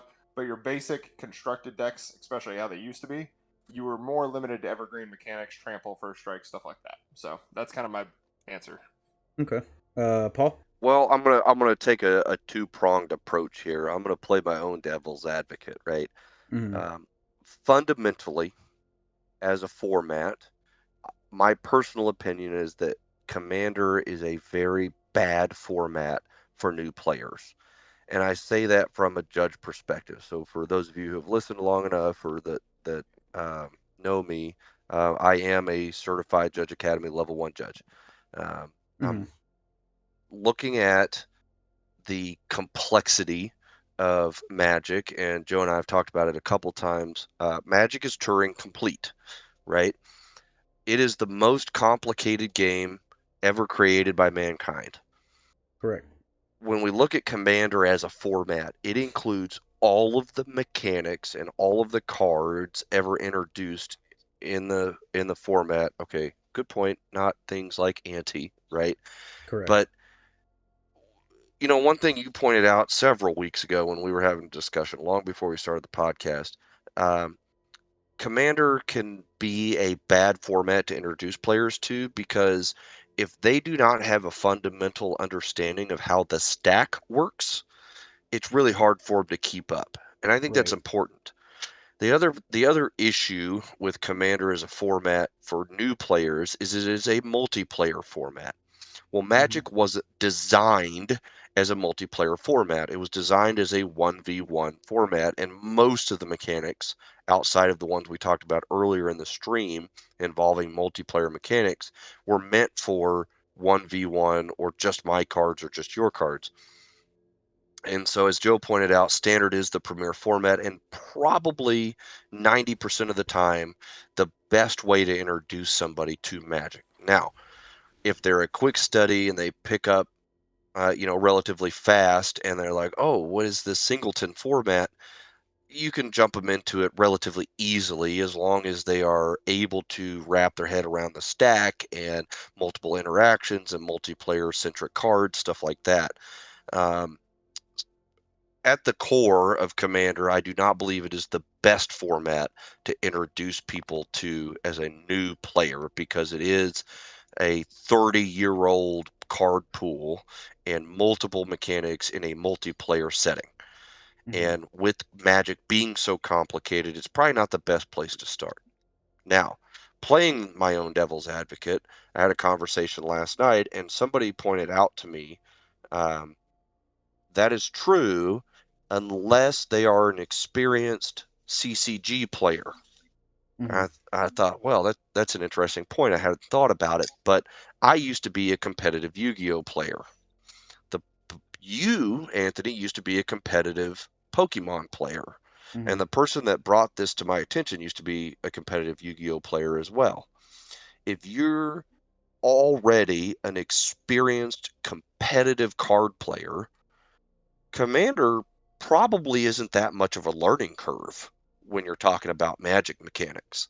And so at that point, it probably doesn't matter which format you introduce them to first because they're going to pick up quickly. They're going to be on it, right? Like they already have an understanding of complex card interactions, hidden cards versus known cards, right? Especially in a Yu-Gi-Oh format, there's a lot of cards you can't see that Mm-hmm. you have to kind of like abstractly think about. And, Pokemon, like you got to think about, my player or my opponent can do 3 or 4 different things on their next turn. They're going to come around and turn the corner, right? And so for somebody who's an experienced CCG player, Commander's probably not that big a deal when you're introducing them to a format. Now, again, most of the competitive card format or CCG formats are 1v1. Magic, Warlord as a defunct card game, Pokemon and Yu-Gi-Oh as existing card games, LO5R, Force of Will, they're all centered around 1v1. Right. But if anybody has a history of playing competitive level card games, yeah, it's probably not going to be that big of a deal. They're going to pick up on the mechanics and the interactions fairly quickly, as long as you pointed out, they can wrap their heads around the stack. Because I will say that the stack is a unique um, functional mechanic in the game of Magic that is not seen in most other card games. And so, Right. as long as they're a quick study and they can pick that up relatively quickly, it's probably not going to be that big of a deal. Yeah. Well, I just want to add something to the end of that your statement there, Paul. I mean, it also has to do with. I mean, is maybe callous as it sounds, it has to do with intelligence level. Some people just can't handle the card pool, the amount of interactions and stuff like that. I mean, I think we all know some people from our standard days that they're fine standard players, but if you threw them into an EDH or commander like pool of stuff to build a deck or do something like that, they just wouldn't be able to. They wouldn't find any correlation. You know what I mean? Sure. Yeah. Well, and Yeah. I'm the same way. Like I functionally struggle.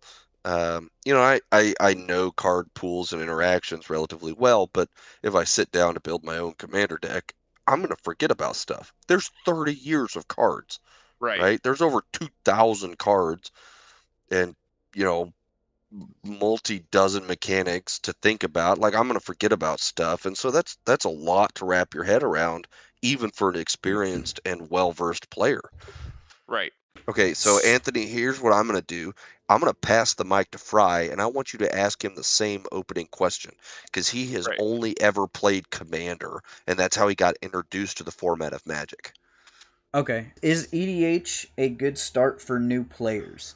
Seeing as how you have been playing for almost a decade, 8 years, between 6 to 8 years, something like that, and you said that you only play Commander, and that's how you were introduced and everything. Is that correct? Yeah, that's true. I don't mean to make that sound like you were on trial. I just No, realized the way I said that. Remember, you're under oath. You're under oath. Yeah. Oh gosh, now I got to recount my tale to the dwarf judge here. He's got his book of judges sitting on there. My bad. Anyway, okay, so like from a perspective of a player such as yourself who was introduced to Commander, and that's strictly all you play, what are your thoughts in the question, is it a good start for new players or not? So I guess it's like a weird yes no to me because so for me specifically, I was working in a shop, I was selling Magic, all that, but so I Mhm. only played like Warhammer and D&D before. And there are some like interesting like crossovers, oddly enough, between some tabletop war games and Magic. Like the stack is actually not that alien of a concept for me, or Correct. wasn't as alien of a concept for me because there are like there is essentially a stack in Warhammer of like, oh, I have this ability, well, I have this, this, this. All right, Mhm. let's see how this will all interact. But unlike in Magic, all of that stuff applies right at the same time, as opposed to going onto this, a stacking interaction of things of like it resolves downwards. Mhm. Um, uh, I played whenever I started playing Magic. I had also started playing Force of Will at about the same time, and it has literally the exact same mechanic of the stack. It's just called the Chase. Um, Okay. and one of the biggest issues, like Paul was saying with EDH, is explaining the stack to people because even though like I sort of understood it, it was still kind of complicated to me because then I had to get explained. So like morph didn't make sense to me, and because you're using an activated ability that doesn't go on the stack. Mhm. It didn't. It, for one, I don't think that should be a thing in Magic because it for anyone that's been playing the game less than like a couple years or a few years that doesn't really get to interact with that mechanics that don't go on the stack that normally would Yeah. confuse a lot of new players, and that was a lot of what I dealt with because I started playing Magic at about the Shadows time frame, like right at the end of Oath, I think, or right whenever Shadows came out. I don't remember exactly when, but people were still using like more stuff. And for a brand new player who's never touched Magic before, not only are you playing 100 card singleton, but there's some mechanics that like, all right, here's this mechanic the entire game is built around, except for X 3 or 4 interactions that just like it confused me. It didn't make sense, but I got used to it. But the stack itself being it's extremely simple and extremely complicated at the same time, and that's what was kind of like it's almost caused me to not play anymore a couple times. But then I realized like, hey, you know what, just think through it, realize that like most of these dudes have been playing this game for 2-3 times as long as I have. Mhm. Some and at points in my life they'd be playing it for 10 times longer than I had. But as a brand new player, I think EDH probably not the best, not the worst way for them to start, because again, most of the mechanics in the game players aren't gonna like be interacting with. Mhm. Like, how many times do you see banding in a game of Commander? Sure. I I've mean, it's a personally terrible never mechanic, so you don't see it. Yeah. Oh, I'm definitely gonna build tribal banding at some point, just to just as a joke. You're gonna call the deck Band Aid. Yeah, Wow. 'cause, but So you would say that it wasn't, if you It's not. didn't have the experience from 40K and a few tabletop, then it would have been overwhelming. It wouldn't have been as smooth as it was for you because you did have those experiences. Is that about fair? for the pretty much, yeah. But I also had a Okay. so I had a friend that I had two friends that got me to play Magic, a buddy named Mikey and one named Mark. Mikey, very good at like explaining, dumbing down the concepts, and he was able to explain that to me. And then my friend Mark, he actually was playing Magic since he actually was essentially a beta tester for Magic, so he literally has been playing since the game before the game came out. Mm. And having him there as like a guiding, like a guiding hand, just, oh, here's Grandpa telling me the stories of the old days. Yeah. That actually helped me a lot. That's a lot of our old heads, yeah. Yeah. Except like one of the issues with some of the other old heads that I've dealt with is like they haven't had the experience of having to like teach a younger person how to do things Mm-hmm. with super complicated like aspects and stuff like that. And so Mark, not only was he like old-headed Magic, but the dude had just retired out of the military, so like he had to learn how to dumb things down to Barney style. like yeah, like picture book Barney style levels of Yeah. like explaining stuff. Because one of the things with, again, going back to the stat, because it's what the whole game bases around, and it's it's the thing that confuses new players the most, is whenever he was explaining it to me, he did what you're actually supposed to do, which is you're supposed to put the card down, and then if someone has like a sort of interaction, like a counter spell, any sort of instant speed interaction, they're supposed to lay it down on top of it Mm-hmm. to show like, hey, this is how it's going to resolve down to the bottom. That is the best way to explain the stack to someone. Yeah, so you Because if you visually don't, see the stack itself. yeah, because if you don't do Correct. that, then a lot of your younger, newer players are just lost because they're like, why is this doing this? And because that visual representation helps so much. And once that was done, I immediately was like, oh, I know exactly what I'm doing now. This makes perfect sense. Yeah. Um, and then it just but with Commander, there's so many more types of interaction because, like Paul said, you've got every mechanic in the game accessible except for things like anti, which is just banned in every format for a reason. Yeah. Well, yeah, and I think that comes down to how Paul had mentioned uh how what's the word, like, not necessarily difficult, but how detailed this game is because you can Right. take a mechanic such as poison and toxic, and they are different. They're vastly Yeah. different. I would Well, almost 'cause say there's that they are just completely 100% different in the fact that one can kill you on the spot and the other can't. And I think Yeah, that 'cause, is like well, the also, fundamentally like, huge difference. well, Toxic is also the renaming of a mechanic that was on one or two cards previously, Sure. and then Infect was the renaming because back in, I don't remember what sets it was. It It was was like Onslaught, or not Onslaught, but Stronghold and all that when Slivers were yeah, around, I there think. were it wasn't slivers. There were a couple actually insects from I can't remember the sets, but they specifically said when this creature deals combat damage to a player, that player gets that many poison counters. That 10 Yeah. poison counters, you lose the game. Which they eventually evolved into infect, and then I think those creatures got oracled to have infect, but they may actually not have because there's some. It's like with the old word lifelink and keyword lifelink, you can stack them. Correct. Yeah. Uh, and there's just and then you have to explain to people like, hey, this creature has lifelink and not lifelink. Yeah. And it confuses a lot of newer players because they're like, well, it's the same thing, why doesn't it work like that? It's like, well, thank the English language. Well, I mean, in that aspect, you can have the what is it? The card Spirit Link. That's exactly what I was thinking of because it's Yeah, not Spirit lifelink. Link doesn't say life link. It specifically says when you deal damage, you gain that much life, and that's Yeah. why you're saying you can actually have Spirit Link on and then you can actually have the other enchantment of lifelink on it as well, and then you gain double the Exactly. life, or the creature itself could have the lifelink itself, because they're completely two different mechanics. And so in that Yeah. aspect, you're And I absolutely think correct in that. Yeah. Yeah, and like say you even had both of those, and then say I don't know if there is a creature that has this, but like say not only there was those two, but there was a creature that specifically said when it deals combat damage, you gain that much life. Well, now you're getting triple life, and it's Yeah. some new players just want to understand why it's not the same thing, and it's like, well, one of them was printed before the keyword came out, Hmm. uh, and then the keyword was a enchantment that came out or an aura that came out that was just called lifelink, and from then on that's what they called it. And then this Hmm. creature specifically is only during combat damage, as opposed to all damage like a lifelink creature does or a creature with spirit link does. Yeah. So in that aspect, since how long did it take you to kind of understand mechanics like that as a new player going straight into EDH and just kind of having this whole entire card pool Uh, thrown at you? some of I the more mean, basic ones, like like lifelink, not lifelink, that was kind of easy because it was just explained to me like, hey, this existed before lifelink did. mhm, That's why it's different. mm. But then your more complicated mechanics, like what are some of the ones that are like super awkward?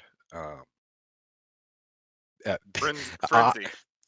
I don't even remember what frenzy does.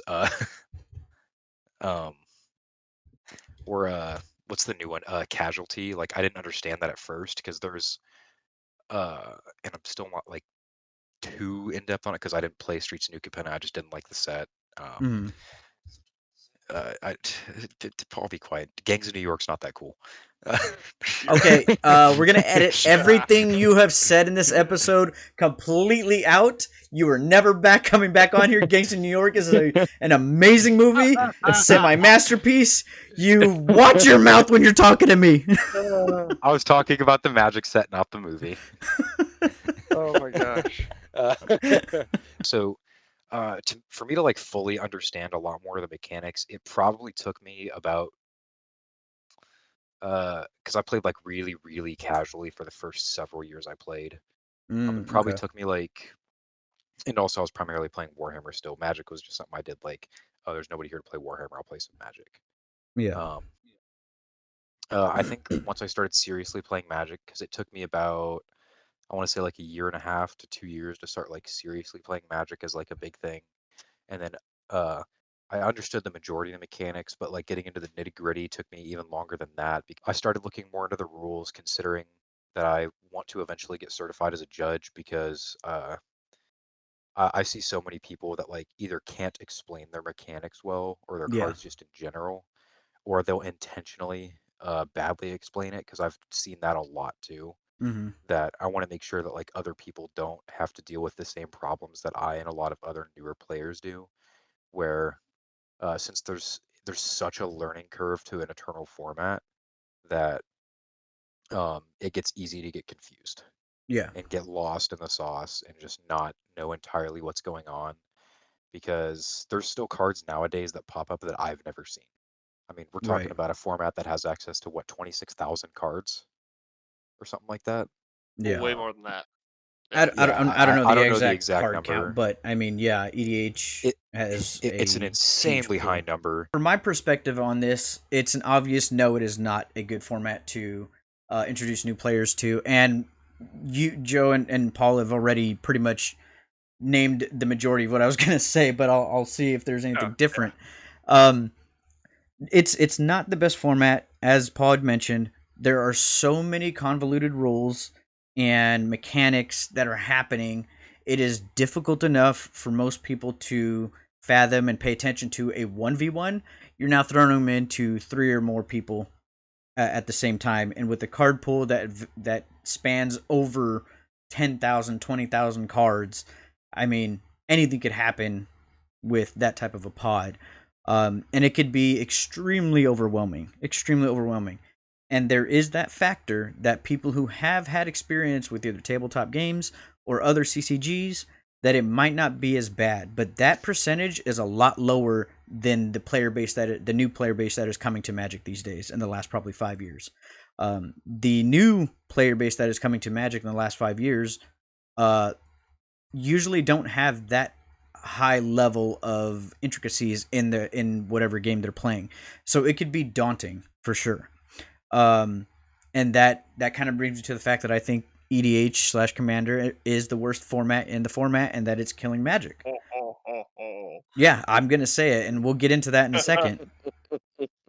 Yeah, I cocked and had it loaded since we started, and it fired. Right. So, the best format to get new Riot's players. gone. You're on your own. Oh my god. Dang. So the best format for new players is going to be a limited environment and mostly sealed. Is I think would be the best way to introduce a new player to Magic. You're given a very, very limited card pool by depending on the set that you're using, and it would have to be a standard set, to be honest. I'm actually gonna disagree with your opinion on that, and we so very rarely disagree between the two of us. But I'll say this from my perspective because I used to be and still consider myself a very garbage limited player because I'm very bad at judging the value of cards in a limited environment. And it wasn't until I started like watching releases from like LSV, right? Like if we're going to talk about a limited environment, Luis Scott Vargas is without a doubt the best player in a limited environment. He can look at any single card and go, this is good, bad, or mediocre in a limited environment. And it wasn't until I started watching LSV's, content that I was able to look at something and go, oh, that's a decent card. I think limited is an animal all on its own. And I know you and I have lined up a podcast segment specifically dedicated to limited. But I'm going to say, from a new player perspective, really the limitations of standard in a limited card pool, even though it's been expanded by a year, that is really the best place to start because you have it. It's really difficult at face value for somebody who has never played a CCG, much less one like Magic, to understand why a card is good or bad in a sealed or draft pool, right?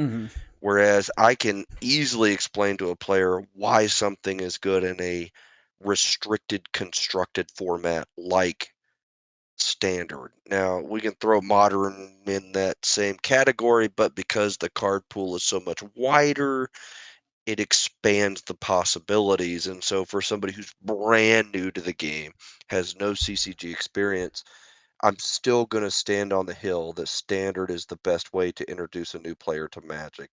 Because until, I must have played Magic for close to a decade before I got moderately okay at judging card pulls from a sealed or draft pool. And that's a different animal all on its own. So I'm still going to say that standard is the best format for a brand new player. Sure. Oh yeah, if I had $1 for every time we've had a pre-release, Paul says, I just couldn't figure anything out in his deck. Right, yeah. And that was a lot. Yeah, so I mean, it's like, yeah, it's hard even for existing players who've been playing this Well, and game it for a wasn't long because I time. didn't have good stuff. It's because I wasn't good at judging its value in a Right, limited pool, exactly. right? Yeah. So I mean, it's definitely challenging. So when I mentioned limited, I'm going off of the fact that we're looking at EDH Commander as a casual format right now in our discussion, the majority of our discussions. So casually, when you take 6 packs at your kitchen table with a friend that you're trying to teach, it's just you two. There is no competitive aspect. Sure. There is no limiting. There's no like which to choose. You open your 6 packs and you play it out. You explain to them and they get the hang of this, and then you start playing that deck 3 to 4 or 5 times. Once they understand that, you can then move into standard. So that's where I was going to finish and segue into, is that limited in the fact that you're at home with your friends teaching them. There's no way you should bring your friend like, hey, first time to Magic, dude, I'm doing this draft over here on Sunday. Come join me. Like, that's not how you do that. hey, there's a pre-release here. You get 6 packs and you get this brand new box and everything. You get a die. It's like $30. Come and join and do it. No, you don't Yeah, and do I that. miss you. You And probably so remember the days, and it looks like they reintroduced them, and I think it's a good thing. You remember the days of the starter decks when they had these decks that were like 40 card oh precons yeah, yeah, that yeah. were, hmm Well, and that's I Jumpstart. want to. That's all Jumpstart essentially is nowadays. But Okay, let me I finish. Let yeah, me I see where you're finish. coming from. Go ahead. So the limited environment when it comes to getting packs, going home, teaching your friend is the best way to do it. And I've done that multiple times with different people, and they were able to actually ask me, okay, what deck could I play in standard now that I feel comfortable playing and knowing the mechanics of these standard packs and these standard cards, and then they would go and play standard at that point. So the fact that you can just go home and only have 6 packs with and make a 40 card deck and then play against each other, that is probably the best way to do it because it's a 1v1. You're with your Sure. friend, it's casually at your kitchen table, you're having brand new packs open, you're not having to pick or choose. What you open is what you play with. The only thing that's difficult is like, okay, you have to cut it down to 40. Which ones do you choose at Sure. that point, you know? Um, Mhm. and when you go into a commander setting, it's just too much to handle off the jump. I mean, even if you Yeah. borrow a deck from your friend, even if it's the most casual deck, and you be like, "Hey, this is what you're gonna do with it. This is how it's gonna be. This is all you have to do, and then this is the win con." Like, I'm at that point. If you tell me that that's what the deck is about and that's how I have to win, I'm on a beeline to do that, and I'm not gonna pay attention Yeah. to anything else because I don't want to miss that opportunity. And so I'm not focusing on anything else, and I'm not necessarily learning the game.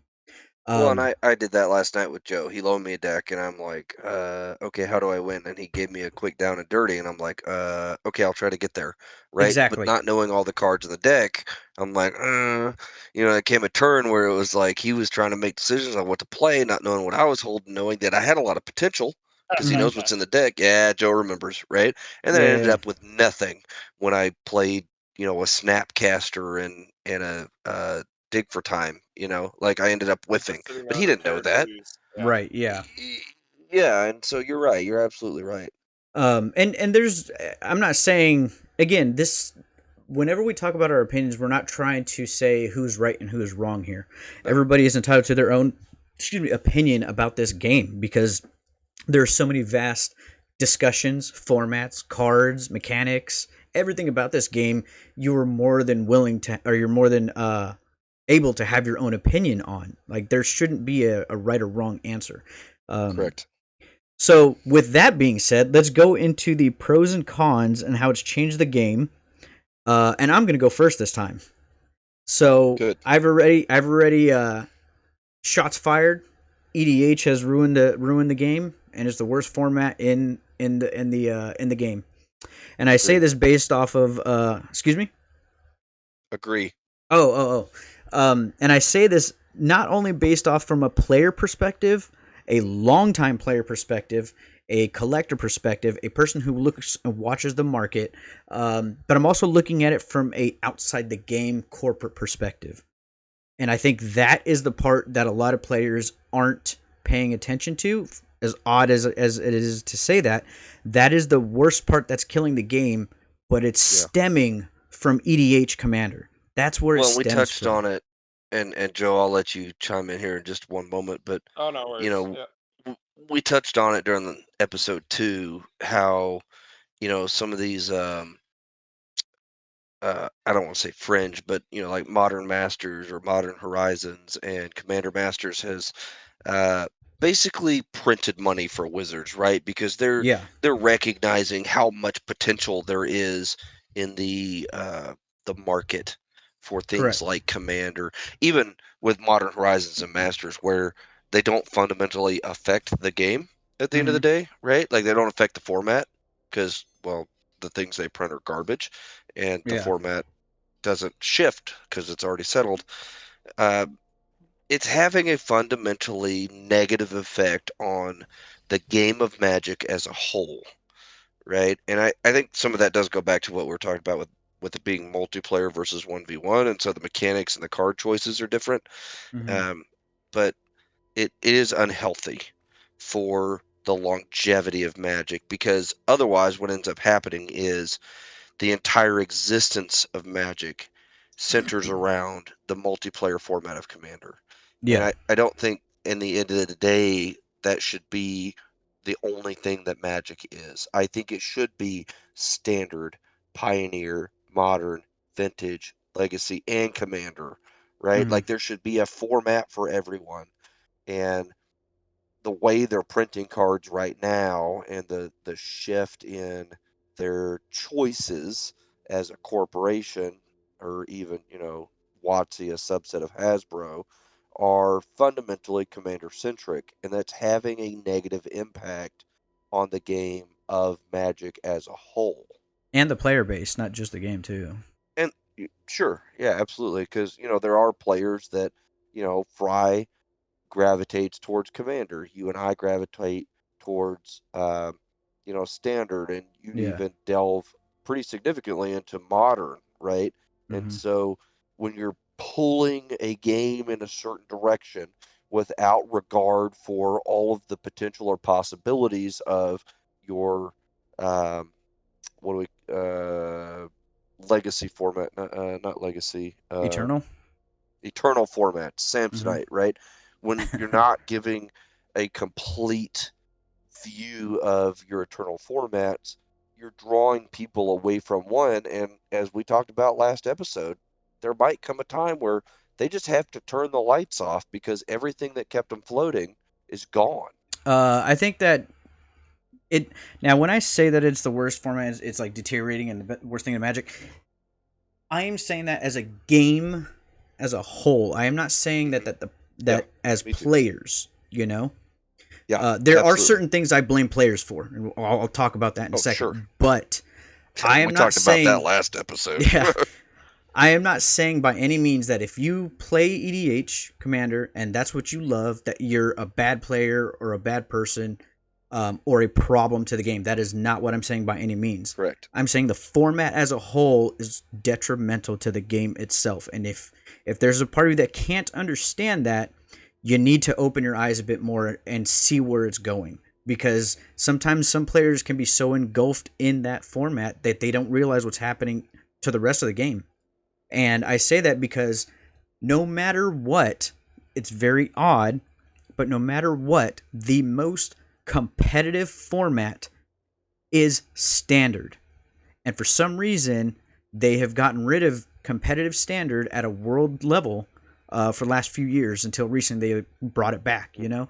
But Yep. since the inception of the game, Standard or Type 2 Type has 2. been the most competitive format. And if you wanted to see if you were a good Magic player, it was Standard. And honestly, I still believe that it is Standard. I do too. And then Modern is right next to it.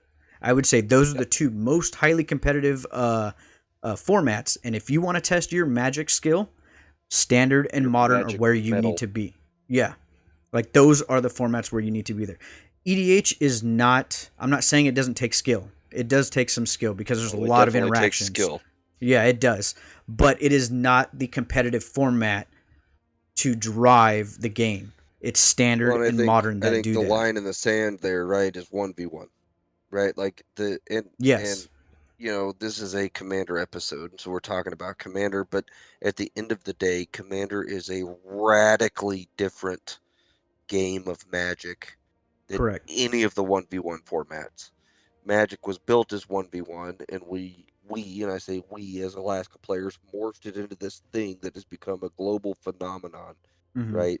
That we now know as Commander. And it is all on its own, separately and independently, a different animal Yeah. from Standard or Modern or Pioneer or Vintage or Legacy, right? Like those are all 1v1 Magic based, like they are magic-y. I said that last episode. Magic-y. It feels like magic. Mm-hmm. And while it is still a magic format, Commander is an animal all on its own, all by itself, something wholly unique and different from all of the other things that they do in Magic. And I think that's important to note because as Joe pointed out much earlier in the cast, it is its own rotating format, pseudo-rotating format, right? And what Yeah. that means at the end of the day is it has to stand alone. It has to have its own legs, right? Mhm. Like you can't. We compare it. You and I sit here and we'll compare it to some of the other formats, but at the end of the day, it really can't compare because it has its own meta and it has its own card pool. Mhm. It's like Vintage or Legacy has a very vast card pool, but they're not the same cards, right? Like, Yeah. and cards that are good in Commander are useless elsewhere, and vice versa. And so we really have to look at it objectively as its own animal. Yeah. Now, one thing I do want to like, Joe, I'm about to let you go off here. Yeah, no worries. Yep. But He's waiting. Don't worry, I'm He's talking. I in know. the wings. One last thing when it comes to standard, and I think this is what puts it above the majority of other formats, is because it is definitely 100% a rotating format. Now, people don't like that because of the monetary aspect of it, but again, we discussed in the last episode, if you're into standard for the monetary aspect, you're playing the game wrong. So get that out of your head, You're playing that game wrong. You're playing that format wrong. Sorry. Correct. So anyway, but because it constantly rotates and now they're going to start adding more bands, which I'm all for, that means the format keeps constantly evolving. And because of that, you have to adjust your play. You have to adjust your mindset. You have to figure out what's working, what's not working, adjust your sideboards. Like, you have to constantly be on your toes in standard. And in modern, with the induction of Modern Horizons 1 and 2, you're kind of having to do that as well. Unfortunately, Lord of the Rings didn't have that MH1 or 2 impact, so you're not seeing that, although there are some impactful cards.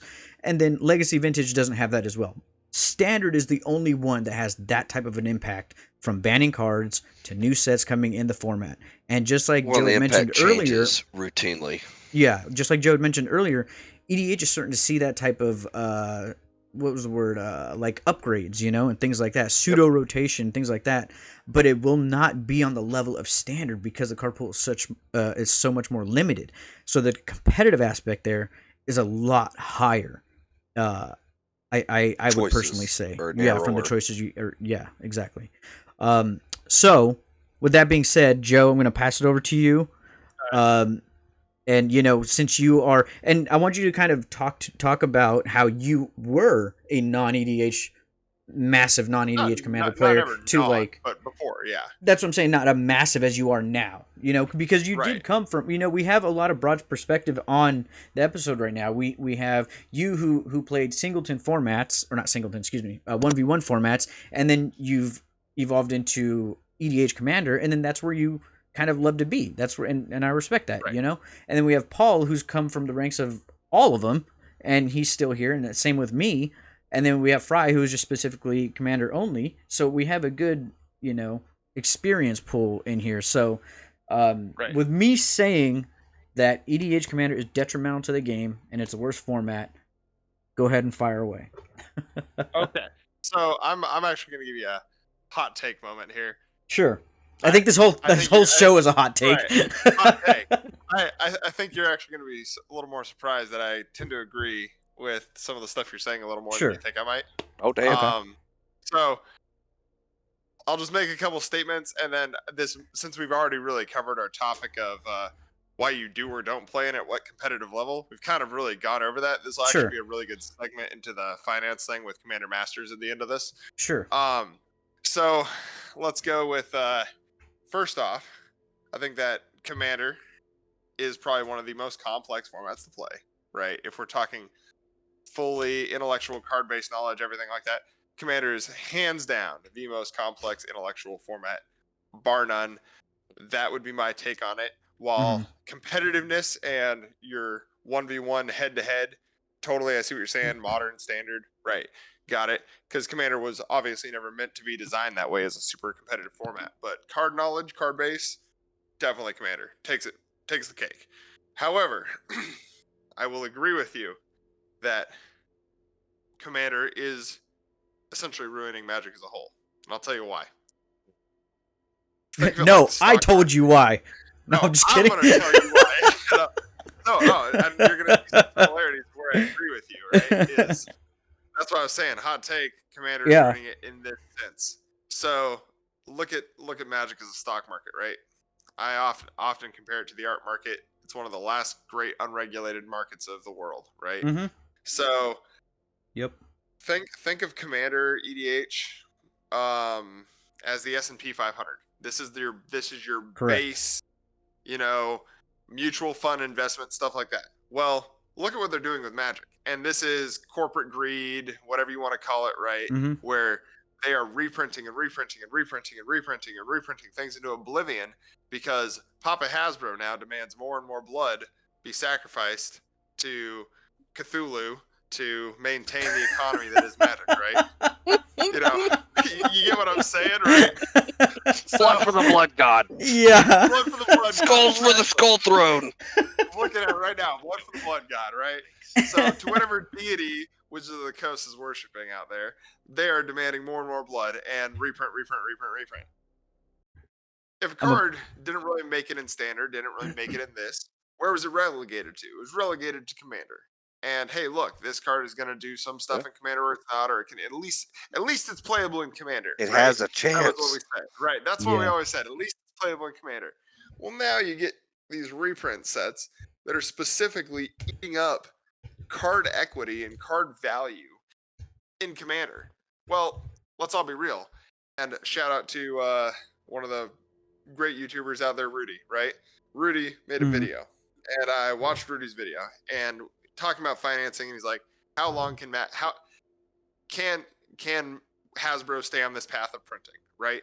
Well, no, because what's going to happen, like you said, one day maybe they just have to shut off the lights because they've reprinted everything into oblivion. And if the secondary market disappears, one of the big things about Magic is financial stability, and my cards are worth something. That's what the reserve list is all about, whether you agree with it or not. That's what all this is about. And if you look at Magic from me as a financier person too, and I know you guys kind of were talking about me last podcast. Paul was saying about, I hold a lot of sealed product, other stuff like that. Well, one of these days they're going to reprint the equity that's in Commander to oblivion, just like they did to Standard, just like they did to Modern. They're reprinting any of the card value just poof into fairy dust. And when you do that, you're hurting the game as a whole. You are taking away from the, hey, my cards are going to be worth something. I hang on to these for this reason, and they're fun. But if these were worth pennies, why am I spending $400 on a collector booster? There's no purpose of it. The economy of Magic has kind of gone out the window.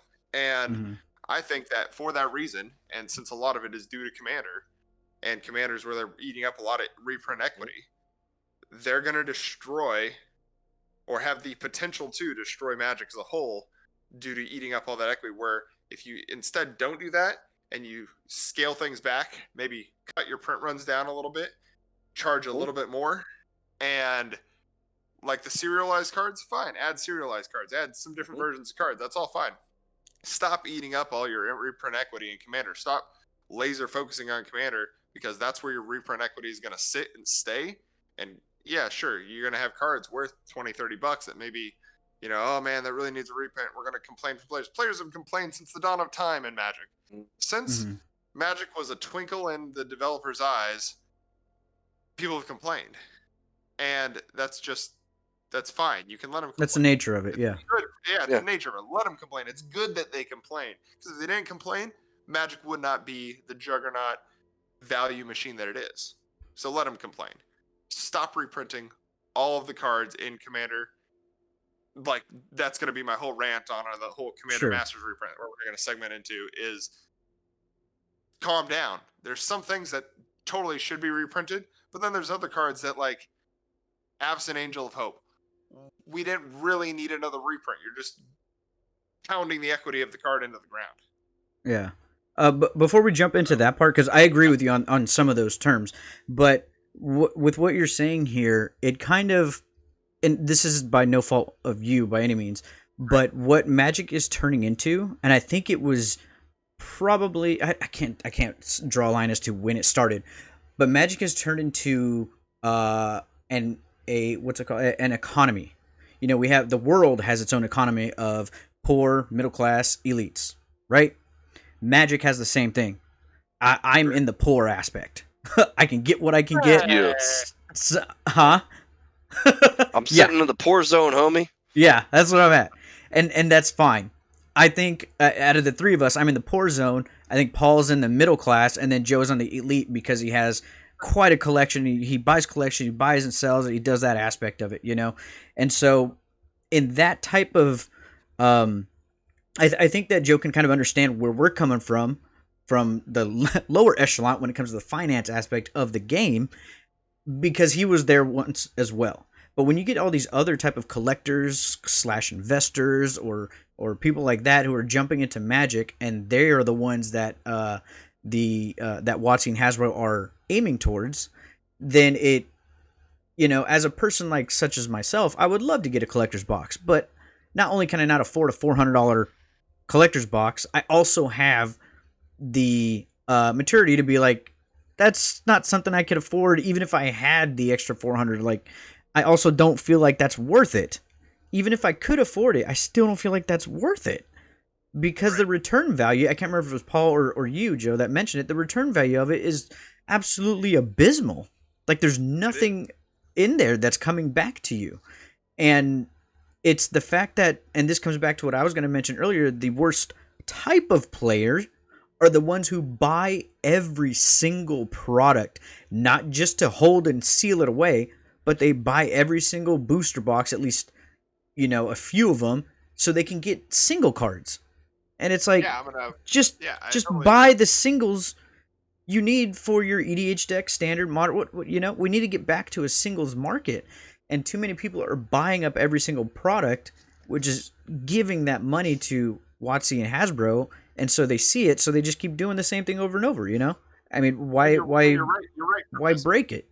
You know, Yeah, it's right. just like, honestly, I told Paul this about on the last episode.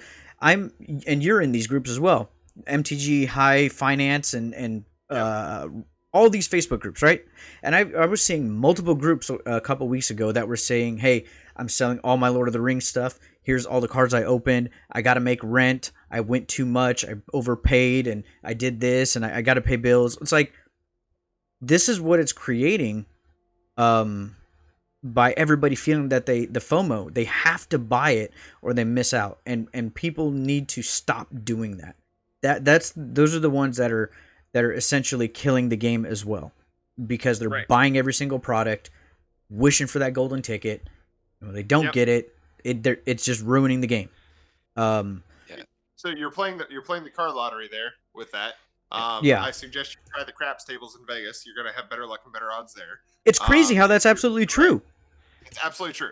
And so I totally think that you're right. And I do want to finish up on my my little spiel about Commander at the end. Oh, I thought you were. My bad. Yeah, go ahead. No, there was just one thing I wanted to add where, like, yes, do I still think that Commander is the most fun for me? And as a player, from the player perspective, it is the most valuable because A, it's the most complex, B, it's the most stuff like that. If you're looking for your biggest challenge in Magic, Commander 100 card singleton's really going to be your biggest challenge, right? To build a deck from financially scratch, challenge. or financially challenge absolutely. as well, right? But to build a deck, to design something, to have that whole feeling of creation of everything, Commander's where you want to be. However, from that topic that I mentioned before, financially, yeah. And to make a statement here, like the professor says, buy your singles, support your LGS. Some of these products, unfortunately, are just not for you, and that's what Wizards has basically come out and said. And it's unfortunate. It is what it is, because we all come from a environment in Magic where, yes, all of the products are for us. Every product was for us. You had draft boxes. That was it. And the occasional master set, which felt a little pushed, but fine, sure. Yeah. Even your occasional master set. But now they've turned it into such a cash cow, such a market. It's tiring. It's fatiguing. You can't keep up with it.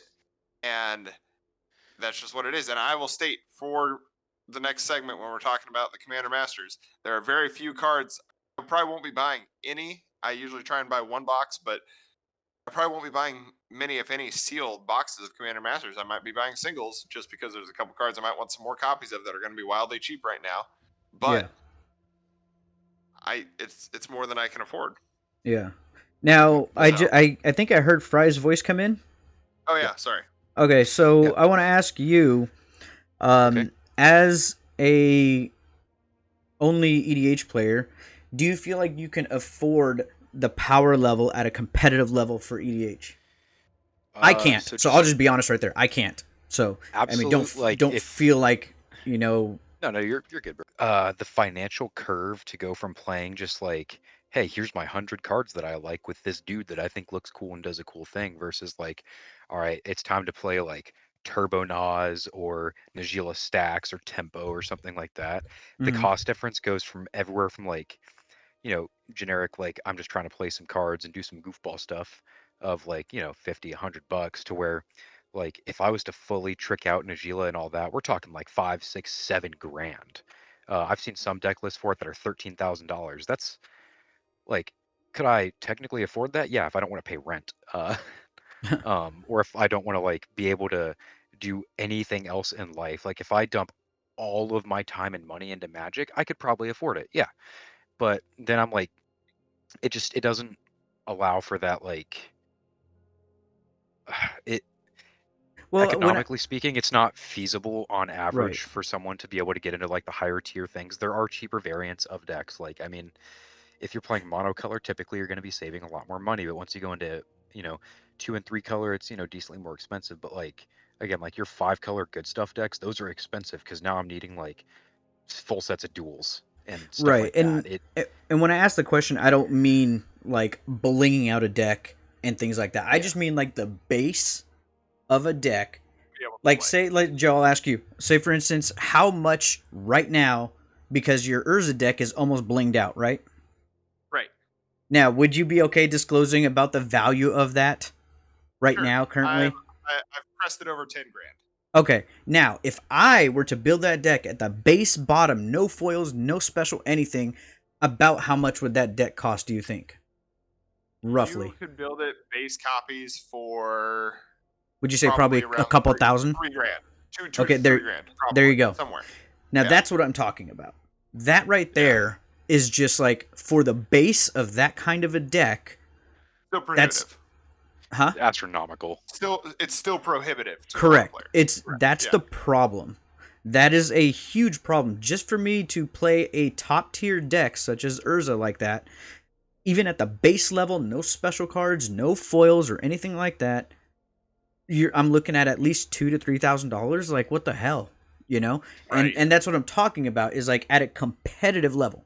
At a competitive level, people can't afford to be competitive unless you already have the money, or you've been a long-time investor, or you've been a long-time player and you've just hoarded all your cards, and that's a very minute player, but you get these new players who small base. Huh?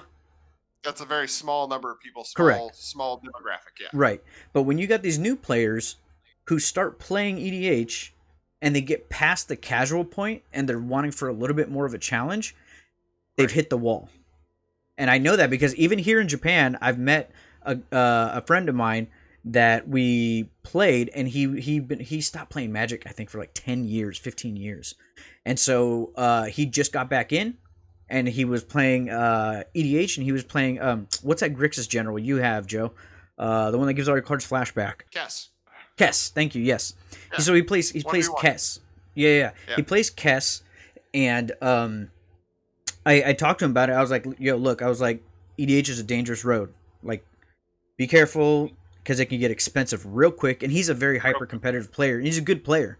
And so he learned the deck like really fast, and he plays a ton online, which is awesome, So I told him, I said, the deck you're playing will get expensive real fast. And, after about a week or two, he had the LED, he had the Lotus in there. Like, there was a bunch of things to min-max the deck, right?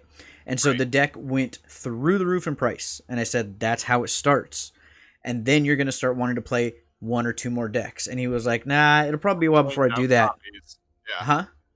Or blinged out copies, or you want to look fancier. Yeah. And so I was like, you're gonna eventually want to play more different decks because you like this card and it forces you to get another deck or make another deck. And he was like, nah, I think I'm just gonna be good with this one for right now. It's pretty expensive, this and that. A week, 2 week later, he had 2 other decks and he was working on a third with Mishra. Yep. Like, that's the problem with EDH is the monetary cap is far too high to where it's not enjoyable. Like my mono blue deck, my Teferi mono blue is just it's not competitive anymore. And I can't afford to upgrade it anymore. And I don't want to So- make a second mono blue deck. That's just stupid. Like why should I have So- to do that? And that's one of the reasons why I think Wizards is going with the reprint all these like big important commander cards, but they're not reprinting the right cards, if that makes sense. They're reprinting a I bunch was of like about the to fun say that cards they're that not are printing really the right common, ones. Yep. and they're printing, but these cards that they're printing, it's like, all right, this is your third. Like right now, they're printing, Commander Masters for the first time. It's like, all right, cool. It's your 4th actual Commander Masters set. I and was you've gonna got, say, yeah. like, Well, I mean, Yeah, Commander totally. Legends was Commander Masters, and nobody can deny it. It's just the truth. Yeah. Correct. And and a lot of the more Master sets recently have been definitely not Commander Masters because they're trying to push Right. Commander so hard because it was a very prohibitive format for a long time to play at the competitive level because it was so expensive. Mhm. But they're not reprinting the cards that are like I understand there's the reserve list and that's a whole other rant that I don't want to go into right now. But some of the cards that are on that, if they realize one, the reserve list is not a legally binding thing, print them at like expedition levels, just of cards, to where it's not like super ridiculously available, but now there's like other versions of this card that are available to where people can actually use them.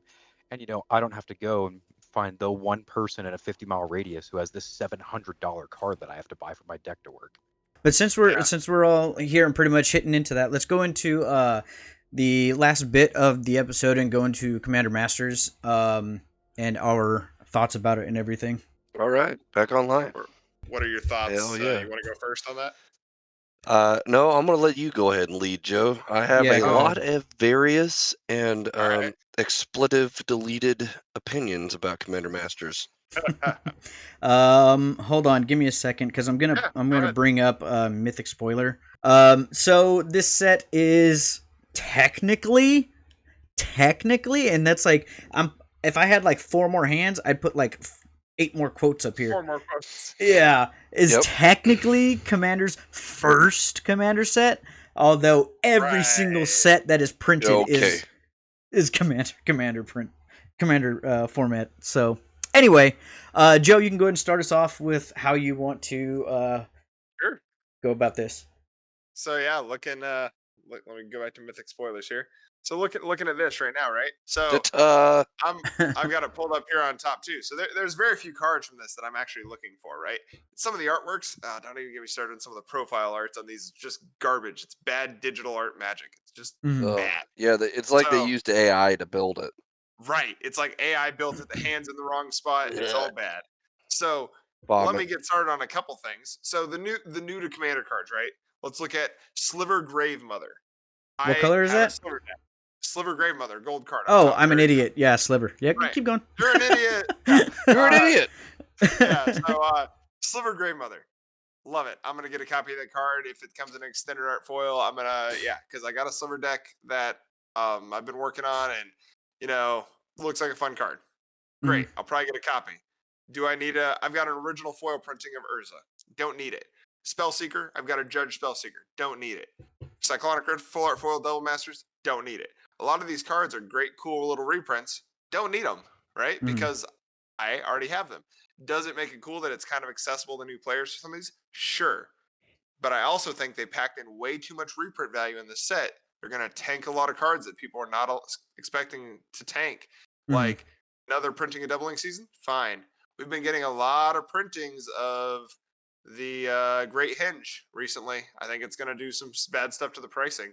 Yep. Heliod Sun Crown combo piece, do some bad stuff to the pricing. Another reprint of Smothering Tide. The one cards that I'm thinking are a really good hit on this are the free spells. Fierce Guardianship, the ones that say if your commander's in play, you get to play them for free. Great Deflecting reprint choice. SWAT, all that stuff. Yeah. Deflecting SWAT. Those are great choices for reprint because they were absurdly expensive. They're really good cards. We've seen them once. Sure, give them a reprint. There's certain cards that I don't understand. Days Undoing is not an expensive card. Stop reprinting it. Teferi Temporal Archmage, we've seen him reprinted in 2 or 3 sets recently. Mystery boosters, other stuff like that. It's just too much. You're eating into the equity of your cards. You're adding way too much into this. Drop your price point. Make it an affordable set for your regular player to buy. Set booster boxes of this are going for $300+ right now. Telling you right now, poor Timmy is not going to be able to go out and take his lunch money and buy a set booster box of Commander Masters. Hi, I'm Timmy. Yeah, Timmy over here. Poor small little Timmy in Japan, right? Yeah. Well, so we talked about this during the last episode, right? Where the price point of a premium set like Commander Masters or Modern Masters, right? Completely Or artificial. the low tour set, yeah, you're right. They are. They're completely artificial because it didn't cost Wizards any more money to print that set than it did a regular standard set like March of the Machine or Phyrexia All will be one. But you're doubling the price point of a Masters or a collector booster box, right? So a Masters collector booster box is double the price. But when you rip open the packs and pull out the cards, the price point don't match up. So why are we paying twice as much? And Anthony and I talked about the MSRP factor, right? So why am I going to pay twice as much for, Low Tour or Commander Masters or the next Modern Masters set than I am for, the last standard release? Why am I paying twice as much? Because at the end of the day, those cards aren't worth that much. When I rip the packs open, and I get it, Joe, we talked about you pick up sealed product and you hold on to it because over 2, 3, 4 years the price goes up and then you sell it. But once the buyer opens those packs, it plummets, right? Because the price point of the individual cards is not worth what you paid for the sealed product. Why am I paying that much? Correct. So, again, there's certain cards that totally should have been reprinted. Morphon, the Boundless, great reprint. Definitely was a little. That's the colorless 7-drop, right? Correct. The other thing that's a great reprint, the Medallion set. The Medallion set, for sure. Great. Reprint your medallions. Those are great intro base level cards for people to have. Hell, put your medallions in precons. I don't care if you tank medallions. Battalions, tank them. That's fine. But stop tanking all of your other cards. It used to be we'd go into our bulk, and I know this because when Avila moved, I purchased his bulk for rather cheap, mind you. And I found some really good commons and uncommons in there that were money commons and uncommons. Well, I've seen 50 reprints of Kadama's Reach. I've seen 50 reprints of some of these commons and uncommons that are like, hey, this adds a little bit of value to the cards in my collection because they're a little bit scarcer. Maybe people didn't pick up that set because it was not opened as much. And that's fine. That's a fine thing to have. I'll call out Pitiless Plunderer. It's a $10 uncommon. That's fine. Have a $10 uncommon. Your value of your card shouldn't be really dictated by its rarity. And it's never how it used to be in Magic either. But it's that's fine. That's okay. You don't need to reprint that card into oblivion and take away everyone's little extra value in their collection. Some people might disagree with that. I don't think that it's a good idea. And then, I am some people also. So I do disagree with. Go ahead and finish. Oh yeah. So and then the last one I wanted to just call out is Jeweled Lotus. Right? Completely bullshit card. We can all agree. Probably shouldn't be a card that's legal. It's effectively a commander reprinting of a Black Lotus. And yeah, but I mean, doesn't need to be reprinted. Was it stupid that it was $80, $100? Yeah, it was. So moving forward, go ahead, Avila. So I disagree with the reprint. And this is where it comes from. You look at this at a top end set and a top end Magic. I look at this from the bottom end of a set and the bottom end of Magic. And what I mean by that is, sure, you're looking at cards like you said right now, the Lotus, right, being reprinted. It's going to crash the card or whatever, but it's not going to crash it too much, honestly, and it'll bounce right back because it is the Jeweled Lotus. I think that one was fine. Yeah, you that know, one was fine. and I'm just stating cards, you know. So that and same with doubling season. People are complaining about doubling season. Demonic Tutor's been reprinted to hell, but it still holds a price point, you know. The greatest tutor card ever printed in Magic. Yeah, and so and then the Great Henge as well. Like it's I get where you're coming from a perspective of of a person who's invested into the game in that perspective. But at the same time, I'm looking at this from a perspective of let's see, where's that? This right here. There's no reason that Satalpa should be in this set. No, absolutely zero reason. This is a wasteful card. This card should not be in this set. And if somebody pays $12 for a pack and opens this, that's garbage trash. Extinction right here. What is it? Something to Extinction. 5 and 2 red. Another one. That does not need to be in here. There's too much garbage in this set.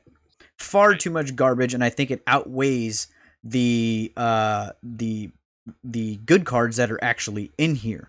There is too doesn't need to be in the set. Well, yeah. I think that brings us around to okay, so Heroic Intervention is getting reprinted, right? Kadama's Reach, Joe Which is has great. said it's been overprinted. So don't get me wrong, Kadama's Reach is it's a good card, but it's been printed to death. And so I think when we're looking at some of this stuff, the art is fucking trash on some of these cards. You know, a lot of the profiles are absolute garbage. And I think that alone will devalue the price of those reprints. But I think at the end of Mikaeus the profile day, is the best one. Sorry. It is. It is. You're yeah, right. it is. Yeah, you're right. But at the end of the day, they didn't radicalize a lot of the art. They did the new art is like the profiles, and the majority of them are trash. Honestly, I don't like them. This Blood Blood Chief Chief Ascension Ascension is looks gorgeous. amazing, and so that's a good example of a great reprint because we haven't seen a good reprint of that card in a long time. Correct. And so There's only when one. we're yeah, exactly. So when we're looking at what they're reprinting versus new stuff, right? There's a balance. You got to look at what's good, right? And that's usually based on what's being played and what's been printed to death, right? So if you're going to throw things in there like Kadama's Reach, um, that's been printed to death. It's pretty accessible. And I think Joe made a really good point earlier about, the accessibility of cards for newer players and the price point on them. So some of these cards have bottomed out in price point by virtue of being overprinted. Teysa Karlov, right there. Sure, Teysa. Teysa, Joe plays her pretty religiously. It's a great commander card, but the price of that card has plummeted from overprinting. And there is a balance. You don't want to print it to the point that it has no value, even though it's a good card, right? Like we still want a card like Teysa to be good as a commander card. But we don't want to print it to the point that everybody's got 4 of them, because then there's no point. Chromatic Lantern. Okay, you're scrolling past Chromatic Lantern. I remember when Chromatic Lantern was expensive. Yeah. Like that card was not cheap, but now you can pick up any copy of it. They're everywhere. They're all over the place, right? Like $2. Yeah. Yeah, they're like $2 now. And Wizards talks about, oh, well, we're not interested in the secondary market. No, they're absolutely interested in the 100% they are. secondary market. They're 100% invested in it. And the way they affect, Soul Ring's getting reprinted again. The way that they affect the secondary market is through printings. How many times are they going to print the same thing over and over with old or new art? Um, you know, different borders, different foilings, right? And then we come down here. Okay, let's look at every one of these cards that's getting reprinted in a profile picture. The Dragon, Urza, Mikaeus, right? Azusa, like Omnath, Locus of Mana. That's a great card. But now the price point of it has plummeted out because they've printed it so much. Our buddy, he plays an Omnath Locus of Mana mono green commander deck. It's a good deck. Like, it's a really good deck, and it does a lot of work. I mean, look at the Kozilek art. Like, it's absolutely trash. But when you print it that much, it bottoms out. So then why are you going to charge me twice as much for the value of what I'm pulling out of that pack, right? So why are Right. you Yeah. going to charge me twice as much for a collector booster box of that set when you've overprinted the piss out of it to the point that I'm not going to get the price point out of it? And I think that's a factor, right? When It they're 100% talking in this about, game. oh, we're not interested in the secondary market. No, you're absolutely interested, because you print things to the point that I'm not going to buy your product. I'm Right. not And going so to let me, yeah. buy that collector booster box at that price point. You and I talked about it, Anthony, Mhm. during the last episode. I didn't buy any collector booster boxes of Lotor. I just picked up singles because Yeah. that's where the money was at. It was just the singles. I'm not going to do it. Why would I do that? And so Yeah. let me jump in here real quick. So for example, there's certain cards where, again, you were talking about why should I buy this, right? Well, for me, it's just variants of cards for the most part. But Mhm. when you're getting into like opening a single pack, let's do the math on a pack real quick. Let's say we're doing I think at you're going down the draft road I was booster. about to talk about. So yeah, go ahead. Okay, so draft booster, right? 36 packs, $300. You're paying a little under three. What would that be? A little under $10 a pack, or a little over $10 a pack, Ridiculous. right? Yeah. So you're looking at that. I better be opening $10 worth of cards there that are Yep. actually like two $5 cards or something like that. Well, you're not. Correct. You're not going And to. So playable. Mm-hmm. and playable. So let's go back to my. Let me look on my computer on my spoiler list here. Well, So playability drives the price point, which we already talked right. about. So yeah, exactly. Let me just say, for example, pick a couple rares. Say I open a Rishkar or Pima Renegade, right? Oh, never mind. That got downshifted to uncommon. Whoa. Now hold on here. Say let's open a Heroic Intervention, and I think there's 2 rares per pack. Let's open a Heroic Intervention, and we're gonna open let's just say we're sticking with green. We're gonna open a Wayward Swordtooth. You are not opening anywhere near the value of the pack that you are buying. Period. Not even close. Mhm. I've even spec'd a little bit on Azusa. She got reprinted twice. My spec is in the garbage now on that. So, dude, why are you selling me these packs at this price, right? And let's get to Yeah. the point. Wizards prints money, right? That's what they do. Mhm. That's what the economy has turned into. Or Psymaster Thopters. Psymaster Thopters worth like $2. Not even now. And if you're going to open those 2 rares in your pack, that's going to be feeling real bad. So again, make a smaller set, or stop putting these terrible trash cards in here. But then that kind of counters my previous point where it's like, Stop okay, overprinting them. stop overprinting them in the first place. Instead of having printed some of these cards very recently, and what was the one that you made a good point on, Paul? You said, was it Heroic Intervention, or one of these ones that's been printed so many times recently? Stop. You've Mhm. already printed that card too many times. Don't print it again. Shrink your set. One of the one that I think is a fairly good reprint, and we can all agree is probably one of the more toxic cards in Magic, Cyclonic Rift. Good reprint. The card got very expensive here recently. It's a fairly decent reprint of a card. Ridiculously good in Commander. Period. Yeah, and it's a staple. It's fairly good reprint. If we're I'm gonna okay make a with Commander episode, let's talk about Cyclo. that. Like, Exactly. if you go and get, if you buy a collector booster box, that's 4 packs. That's Don't even get me 4 started on that. 4 packs at over $200. I don't know where it's at right now, 210, 220. It's over $200 with shipping fees, all that stuff. You have to pull like these money cards just to try to break even. And it's unfortunate that if you are buying sealed product and you're going to try and open it, your mindset is, will I make my money back? It's not, will I get this card? Ooh, what am I going to get? Oh, I'm excited to open this. It's, will I get my money back? And already the moment you buy that pack feels bad. Oh, and let's not even talk about the precons, right? Look at the prices that you have pulled yeah. up. So That's like almost the collector's edition of the Warhammer ones, which are a one-time print. That's insane. Yeah, the fact that when we're nowadays, if you buy a pack or a booster box, it's not exciting of what do I get. It's exciting of how much value do I open.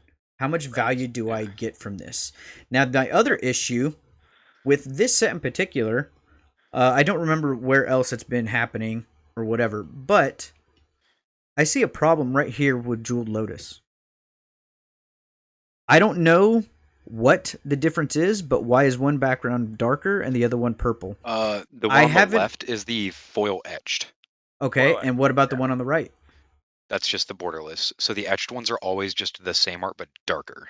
Now, answer I me don't know if this. that's 100% true, but I wouldn't say that's 100% It's true typically either. what I've seen, unless that might be what they do for the textured. I'm not sure. Again, I'm not entirely I think sure. they're doing something different here. We don't know everything about the set yet. I think if you look So at it, I think it's a I'll little tell you what's different right here. Look at Jeweled Lotus, the word jeweled. This is going over the box, and it's not on this one. The leaf Right. down here by the tap symbol is going over the text, and this one's not. Oh, There's a yeah. small rainbow line on the circle of where the 0 is, and there's not here. Like, I see these things because I alter cards for decades. Oh yeah. No, So- I know exactly what you're talking about. Yep. Like, why? Why is that? Is that a mistake? Why is this No, it's a purple? It's Why a are hollow foil. why are you mean Halo? Halo, whatever. Yeah, it's the So- new Halo foil. I promise so- you that's what that is. Okay, that's fine, but I'm still like, why is this over the text now and not on this one? And like, why did they layer these wrong in Photoshop? Because that's exactly what that is. Yeah, I know exactly, this yep. error. I know what the error is.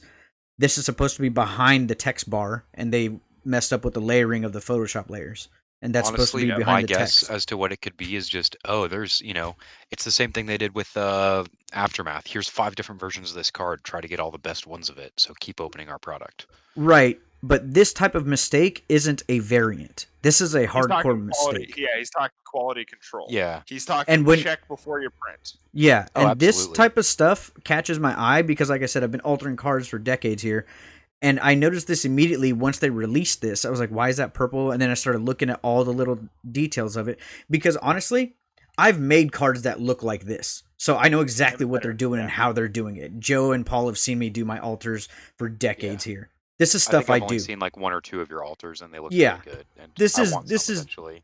This is not difficult to do by any means. It's just organizing of layers and erasing and things like that. It's not difficult to do.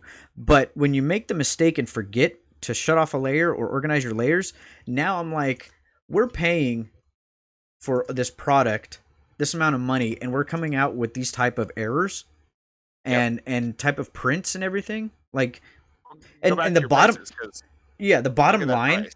the unfortunate bottom line is it's not going to change. The only No, it's time not. any of this stuff changes is when the game dies. That's it. Yep.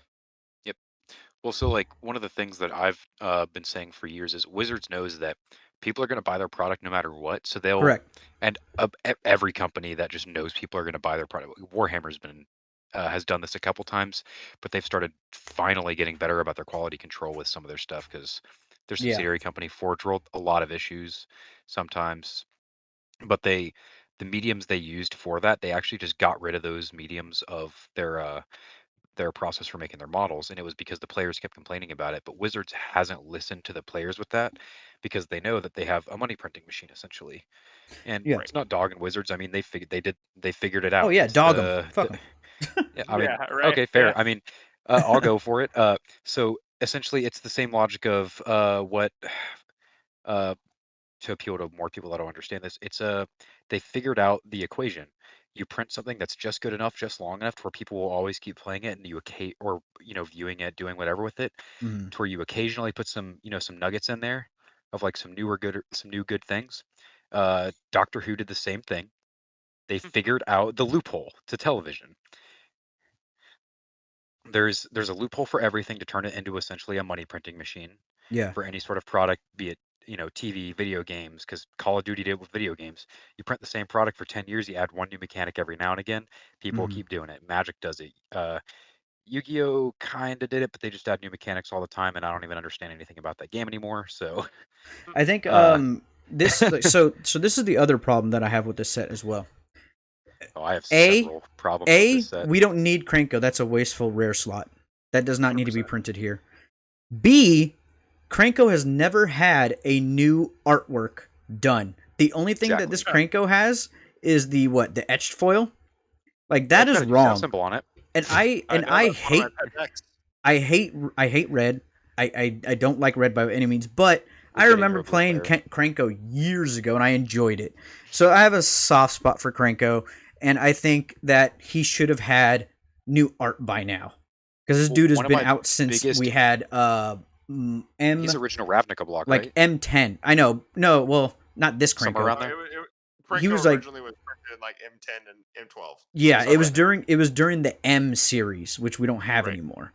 Corsets. Which is sad. 'cause core the sets, core thank sets you. were Core sets I were think core amazing. sets were good for the game.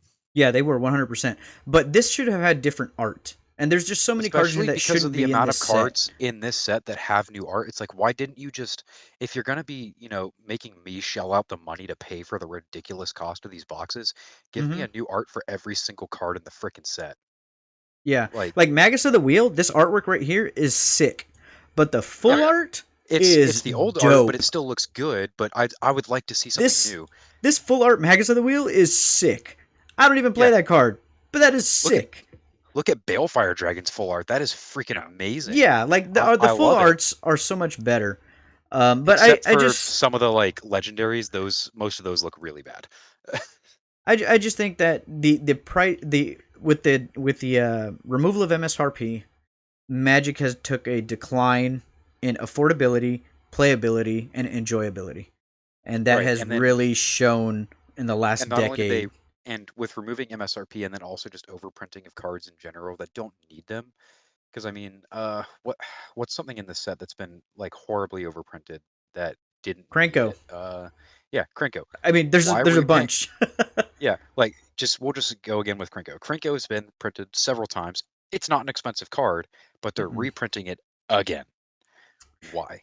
Because the Demonic problem Tutor got a reprint like a year or two ago, and it doesn't really need it. It's had a good solid value for a long time. It's not prohibitive for most players to get, but they're reprinting it again. It's like we get it. This is a commander staple. That's I where I'm agree different. with it having more printings overall, but not just like to the point where it feels like Wizards is trying to kill the value of cards on the secondary market so that you just Well, they have to are. buy the product sealed from them, which is causing an issue because there's been so many stores that have had to close down in the last few years because Mhm. 80% of their product lost 60 to 90% of its value, and now they've just wasted all their money and they don't make any of it back and they have to shut down. It's a problem. When Yeah, those Wizards cards and that are Hasbro hasn't cared desperately in about. need. They haven't cared about Go ahead. LGSs for years. It's been Yeah. years now. Because once we And saw the removal of F&M promos to where they started turning into garbage, because even Paul and Joe remember we used to have some badass F&M promos. We used to have a lot of good F&M promos. It was reason to go to F&M. We don't have that anymore. We haven't had that in years. And this is all prior to COVID, so we can't blame COVID for everything. But Demonic Tutor, I'm glad they print this to hell. Because even if they keep reprinting this Demonic Tutor with this art, it's going to lower it. But the foil Demonic Tutors and the Judge promo Demonic Tutors and all those things are going to keep raising in price because of how rare those ones are. And now when it comes to Krenko, stop printing them. Homie's $1. Let him be. Yep. Unless you got new full art. Otherwise let him be. So go ahead, sorry. Oh no, go finish what you're going to say. I guess that makes sense with Demonic Tutor. I would like to see new arts because I like cards having different arts. It's fun.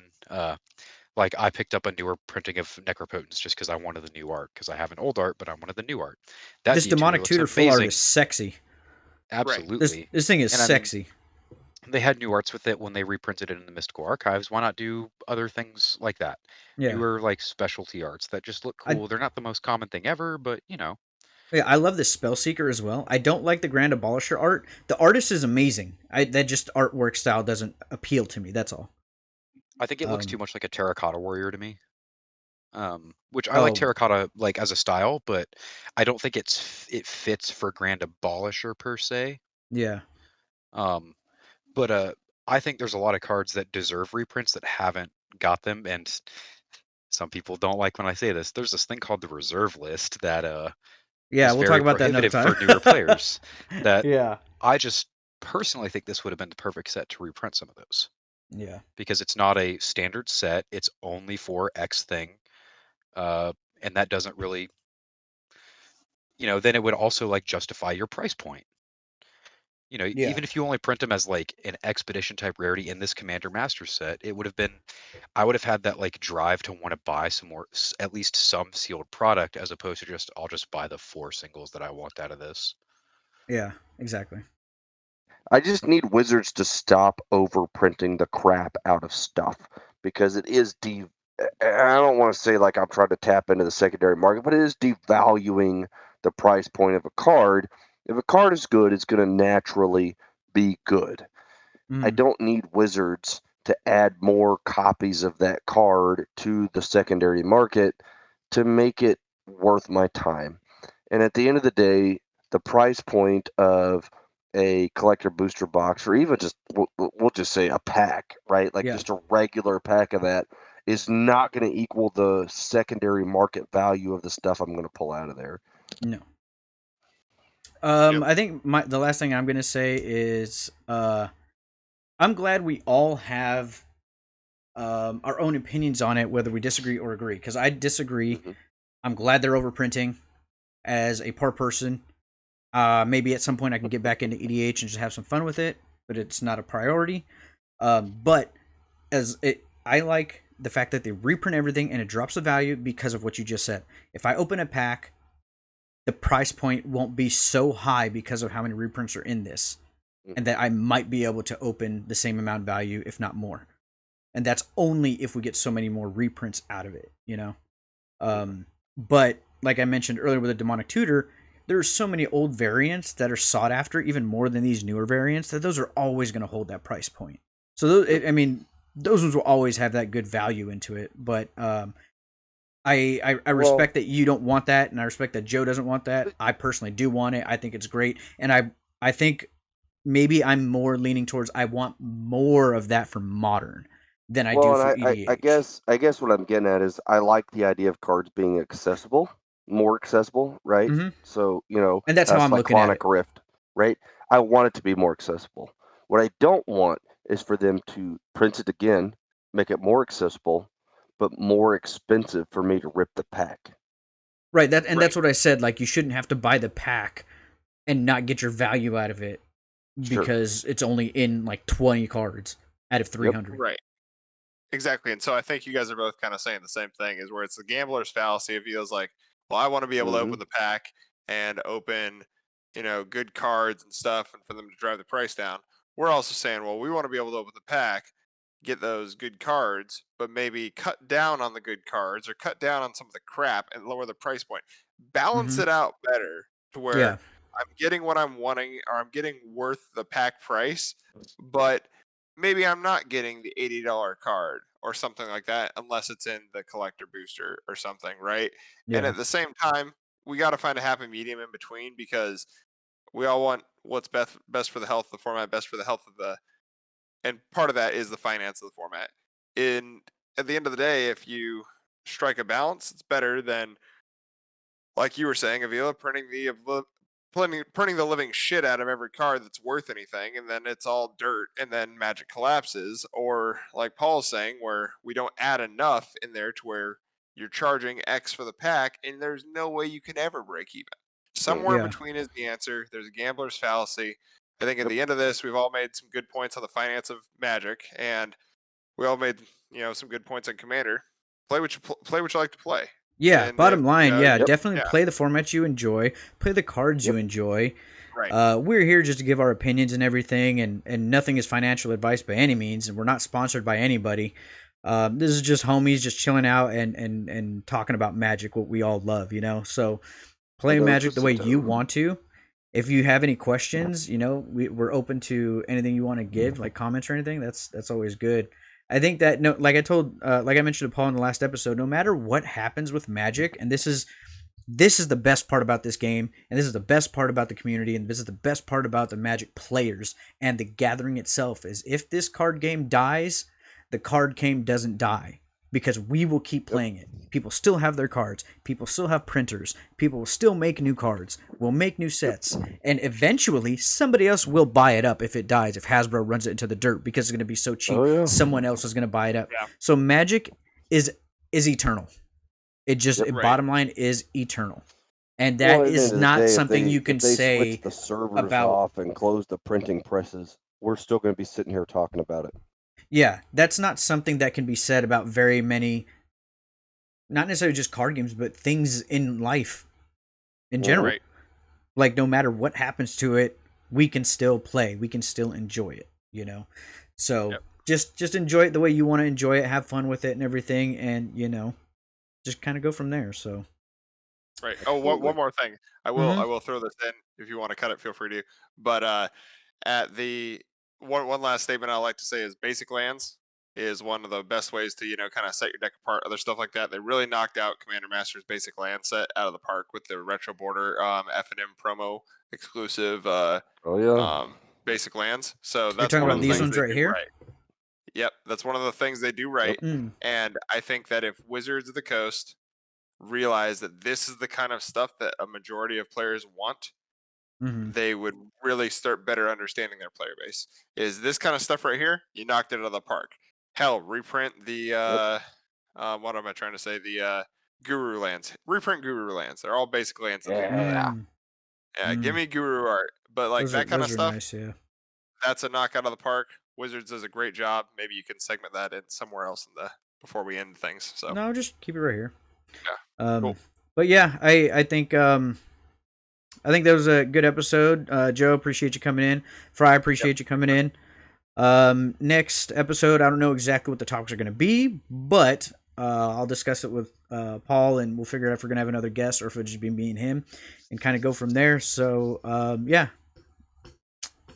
that's all I got to say. Well, thanks for Awesome. having me. So, all right, y'all, Thanks appreciate for it. coming, Joe. Appreciate it. All right, catch y'all later. Yeah, Peace. Be safe. Make good choices.